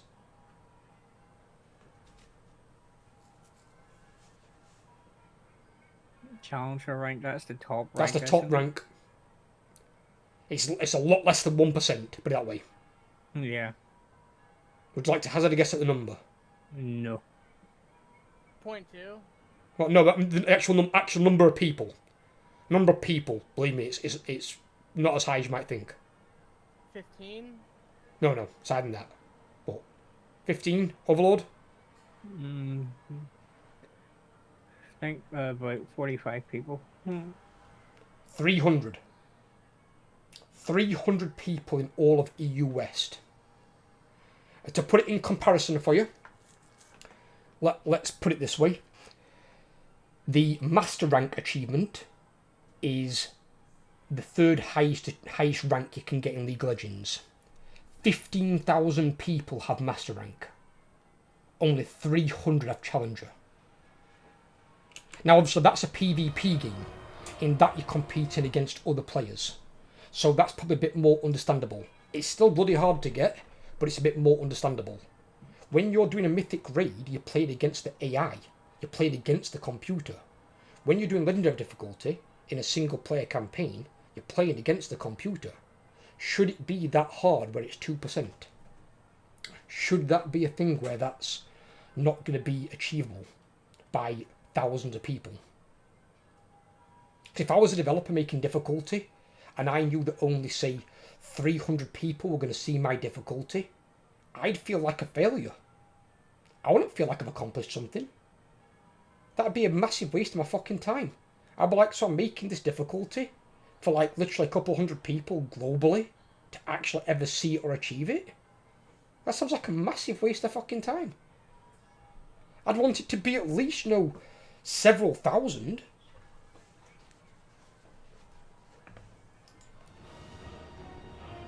In terms of player base, it is less than 1%. Less than 1% for what Esmeralda. And some units become way better if you can do 100 plus commands in a second, of course, yeah.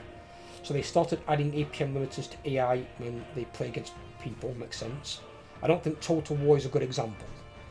It's just what I'm getting the example of, Pharaoh, is that that the difficulty was that hard that the Steam achievement that the Steam achievement was only achieved by 2% of people.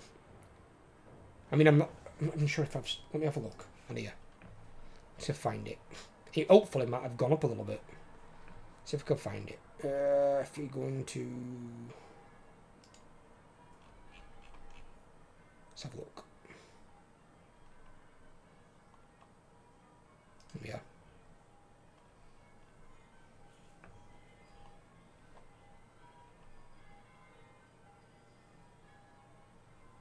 I mean, 500,000 played the first one. There you go, actually. It went up slightly before the completion. 2.5%. 2.5. So it's 0.5% better than what I was when I last looked at it. 2.5% of your player base should not be achieving the top difficulty. That should be at least 10%. It's a single player campaign. Why should that be only 2.5%? If that's a single player game, and at the 2.5% in a niche game, developers should be embarrassed at how bad that is. Because people should be able to play it in all the difficulties. Like if you played it's probably a bad example, this one, but if you play like a survival horror game, and it's got easy, normal and hard, if people enjoy the game and it's got an engaging story, they should be able to go back If they start it in easy or normal, then go back a second time, maybe try and do it in hard. But for a single player game, that shouldn't be 2.5%. That should be at least a good 10-15% of your player base, if not more. But for a game like this, probably 10% might be okay. For WoW, as Esmeralda said, it's less than 1% for WoW. Yeah, you're right. For Mythic, it was less than 1% of the player base, but it was 2% of the guilds. 2% of guilds got the achievement. But that's not a lot of people. And bear in mind, in a Mythic raid, you've only got 20 people. So 5 guilds is 100 people. It's embarrassingly bad when it's that difficult that it can't be achieved when it's against the AI. Obviously, League of Legends is a bad example because League of Legends is against other players, and that's just showing how much more skilled you are compared to the people you're playing against. But when it's against the fucking AI, it should not be as low as single-figure percents. That's ridiculous. And I'm someone that achieved it, and I'm vouching for the other players.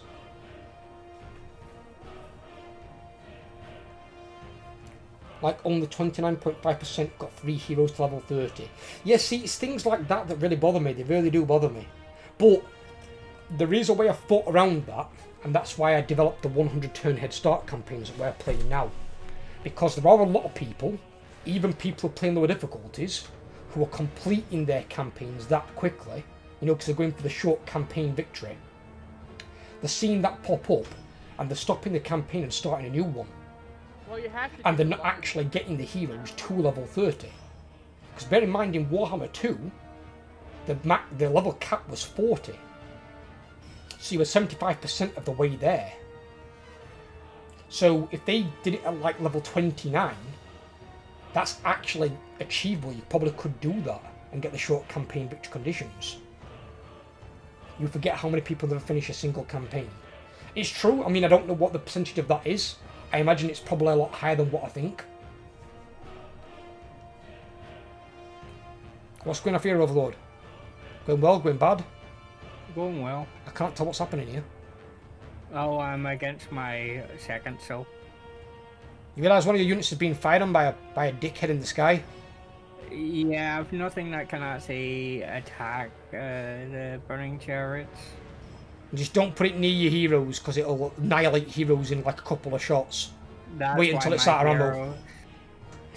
That's why my heroes are going elsewhere in stock mode.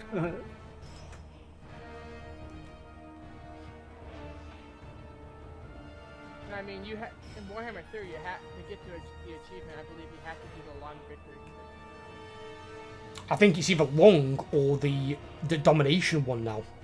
Now, I'll be honest, level 10 Lord only 68.2%. Oh my god, that's terrible, isn't it? It's quite bad. That's only just over, like, what, 2/3? Jesus. How do you not get a Lord to level fucking 10? Is that in Warhammer 2, Pharaoh? Is that in Warhammer 3?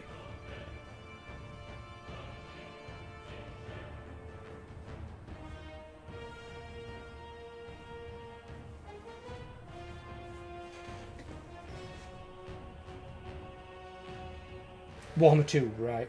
See, it's bad though with that. I mean, but even then, saying that though, this might be the reason why, Pharaoh. And that's why I made that video on new starter factions for players starting Warhammer games. Because sometimes it's that difficult to get into the game. A lot of people don't even stick it out to get a load to level 10. And somebody who's not got a load to level 10, you're not completing a campaign. You're not completing a campaign before your load's level 10. There's not a chance. Because the bulk of the fighting is going to be done with that Lord's army. And if you don't lose any battles, you're going to be higher than level 10. So that's bad. But don't forget, the AI had a lot of cheats in Warhammer 2. And melee armies weren't viable. And there are some factions that are melee orientated. Like Beastmen, Lizardmen for the most part. All your Warriors of Chaos. Greenskins. They're more melee orientated. You can build ranged armies with some of them, but the ranged armies suck ass compared to other factions that are good at building ranged armies. Like your High Elves, your Empire, your Skaven. They can build really good ranged armies. And I think it was just bad. It forced people to play one type of army, which was ranged. Either ranged or Doomstack. But to play a Doomstack, you've usually got to get like a tier 5 settlement, and you've got to get quite far into the campaign to get that in the first place, and know how to build a bloody Doomstack, which I don't promote doing because I don't think Doomstack's a good way to play the game. I'd rather it be a version like they're doing now with that slider, where you can lower the slider down and you can play whatever units you want. Because then you could play in very hard difficulty, or even legendary, and just put the slider down to easy. And then the units aren't as strong, but the AI is going to play against you on the campaign map like it is in legendary, and like it will do on the battles. It just won't recruit as deadly units, I don't think. Or maybe it will do actually, but they won't be as strong against you. Same achieving third game is 84.6%. See, that's a lot better. So that proves they've obviously done something right there, or there's not as many people playing the game. I know it recently got reviewed bombed on Steam because of the price of a DLC, but I've got a positive review for Warhammer 3, and I'm not changing it for the simple reason of the review is about the game, not about the price of DLCs. If you can't afford a DLC, I can sympathise. I'm not loaded, I ain't got a lot of money. I'm trying to get on the YouTube partner program, and that's hard as fuck. And that's just so I can cover the cost of my thumbnails that I have to keep buying from Ethan all the time. But at least that looks like it's improving, but I wouldn't change a review because of the price of a DLC. The game, the Immortal Empires game, which when it was coming out, that's what I wanted to play, I knew would be good. I wouldn't bother about the Realm of Chaos, the Realm of Chaos were crap. I haven't played the Realm of Chaos since. I don't intend to play it again. Immortal Empires is my game, what I want to play. And I think that's the same with most people. It's not something I'm bothered about, like, getting involved in with the Realm of Chaos and stuff. I like this Mirrors of Madness. I've not even... Has anyone played Mirrors of Madness? Anyone played it? Jamie, you played it, Ro? I have. I got all the achievements for it. What is it? What even is it? I've not even touched it. It's... If you win the battle, it gives you, like, different parts for, like, Daniel the Demon Prince. So you're playing Daniel again? It gives you new parts for him. I think what they need to do before they do that is actually fix Daniel's faction in the Immortal Empires map. Because he plays like shit. He hasn't even got a tech tree. His tech tree is part of his gear, linked into one. And it's so bad. He's the only Chaos faction that I won't play. That's how bad it is. I don't mind, but it might be different for some that do not make as much. No, don't get me wrong, I completely agree. People who don't make as much money, it's bad to have a price hike of like 150% or whatever it were. It is quite a high price DLC. But I'm not going to change a review on a game for the price of a DLC. The review is for the quality of the game, not the price of a DLC. So I don't agree with review bombing it for the price of a DLC. If you can review bomb the DLC itself, fair enough. Review bomb that if you want to for the price. But the core game, there's nothing wrong with the core game. The core game is a good game, the Immortal Empires game. I'm not going to review bomb that because a DLC is overpriced. It is overpriced, I completely agree. I should point out it's now 8:30. Right, okay. Well, that were your quest battle, weren't it? So we'll save it now. Yeah. Yeah, I'll just do my skill points first and then I'll save it. But even I can't afford all DLC for Train Simulator. Well, there you go. I mean, but, you know what I mean? Don't get me wrong. A price hike like that when the economy for the world is not in a good place is probably not the best thing to do. But as what happened with me and Ella recently, me and Ella, my rent this year went up £150. So it went from about 450 to 600. It's the steepest price increase I've had in rent by far. It usually goes up by like £20-30, maybe 40 at a push, not 150. That's What like... did you say, Jeremy? Everything's expensive here. Yeah, I know it is.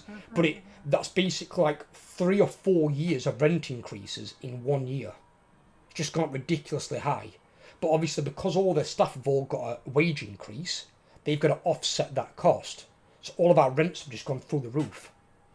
So because I'm getting that rent increase, I can kind of see where they're going at with the DLC price. If all their employees have just got a pay increase, like a national wage increase, they've got to offset the costs. They've upped the price of the DLCs. I think they probably upped it too far, but they've upped it.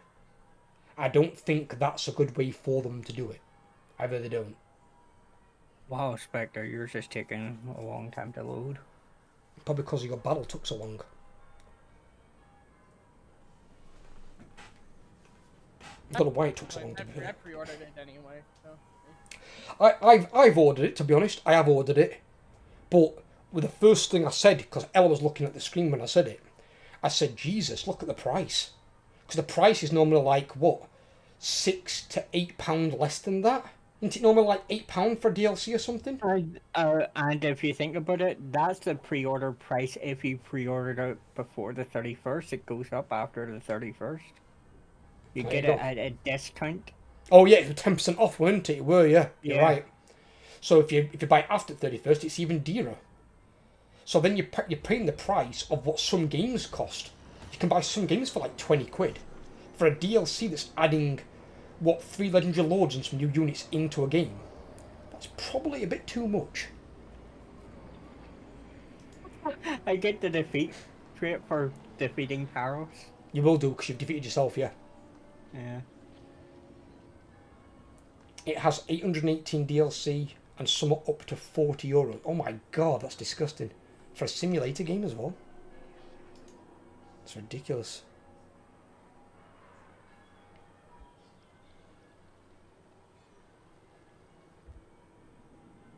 Did someone click save there, or? No, I think the game's lagging like fuck. Save it or something quick.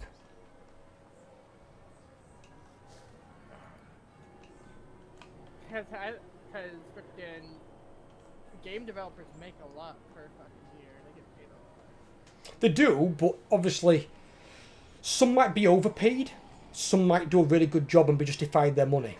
But then as proven recently, 'cause it's making waves in the community, like Baldur's Gate.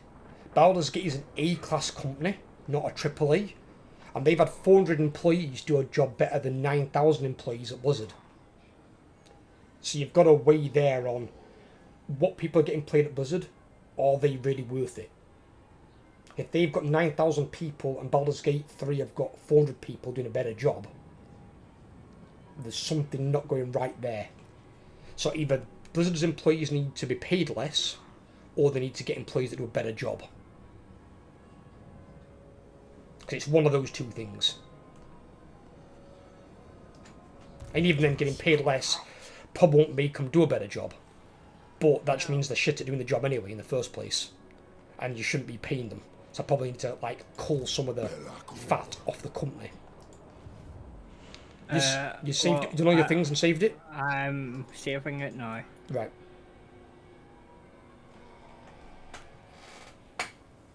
Soon you'll be able to buy a real train for the price. Could you imagine? You get one of those ones that like the kids' playgrounds where you can take out kids round. Don't get me started on Blizz. Yes, I know, Ferrell, believe me. I've had the same thoughts on them of lately. Believe me, they are not in my good books.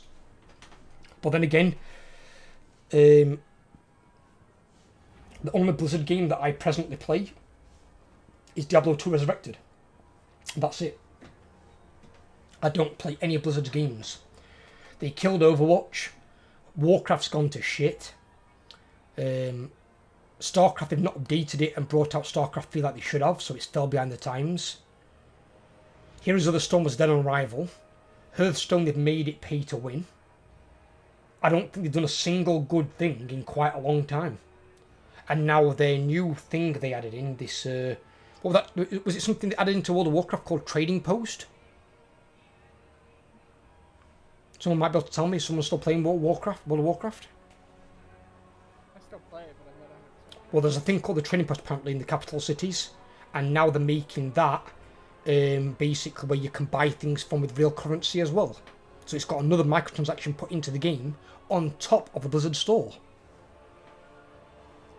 But Bobby is so happy that interview made my blood boil. Yeah, they were taking piss the other day going, well, think about Bobby, guys. He's only got 3 yachts and he needs to buy his 4th. And it's like, yes. and he's probably going to get billions when Microsoft buys his company. That they're buying for 69 billion or whatever it is. No, they don't got him quite yet, but... They'll have it. They will have it. But I hope they do have it. They're buying Activision as a whole. Because when Microsoft buy it, they literally cannot do a worse job than Bobby. As he's now referred to as Bobby Cockdick. Get him the fuck out of there. Sack the piece of shit, he's useless. And put somebody like the guy who runs Xbox, Phil Taylor, whatever he's called, in charge of it to actually run the company properly. And care about the people buying and playing their games. Because they could come in and literally undo all the changes Bobby's done. They could make Overwatch 3, they could make StarCraft 3, they could bring out Warcraft 4 as well as continuing World of Warcraft. They could redo Hearthstone. They could make so many positive changes and make the games all playable again. They're buying Activision as a whole. So. Yeah, I know they are. The last But it's Activision Blizzard. The last thing for the UK was back 3 weeks ago when Microsoft signed a Call of Duty agreement with Sony. Yeah. I don't know why And that everyone's bothered was- about that. I really don't. I've not played a Call of Duty in fucking years. A load of Well, shit. I think they threatened to leave the UK too, actually. But Like, he seems like IRL Goblin. He is an IRL Goblin, you're right. He's a treasure goblin.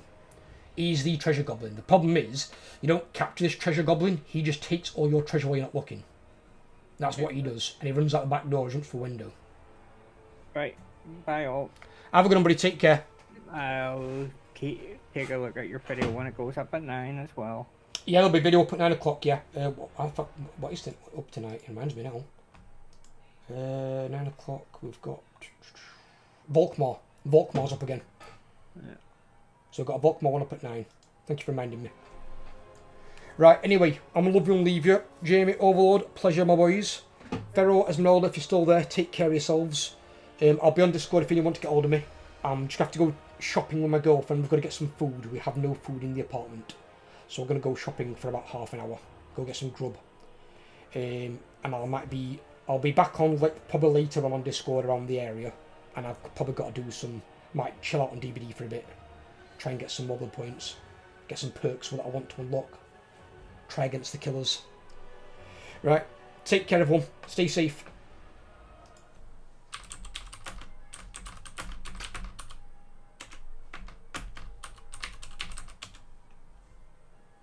He's Gallywix. No, he gives Gallywix a bad name. Take care, brother. You have a good one.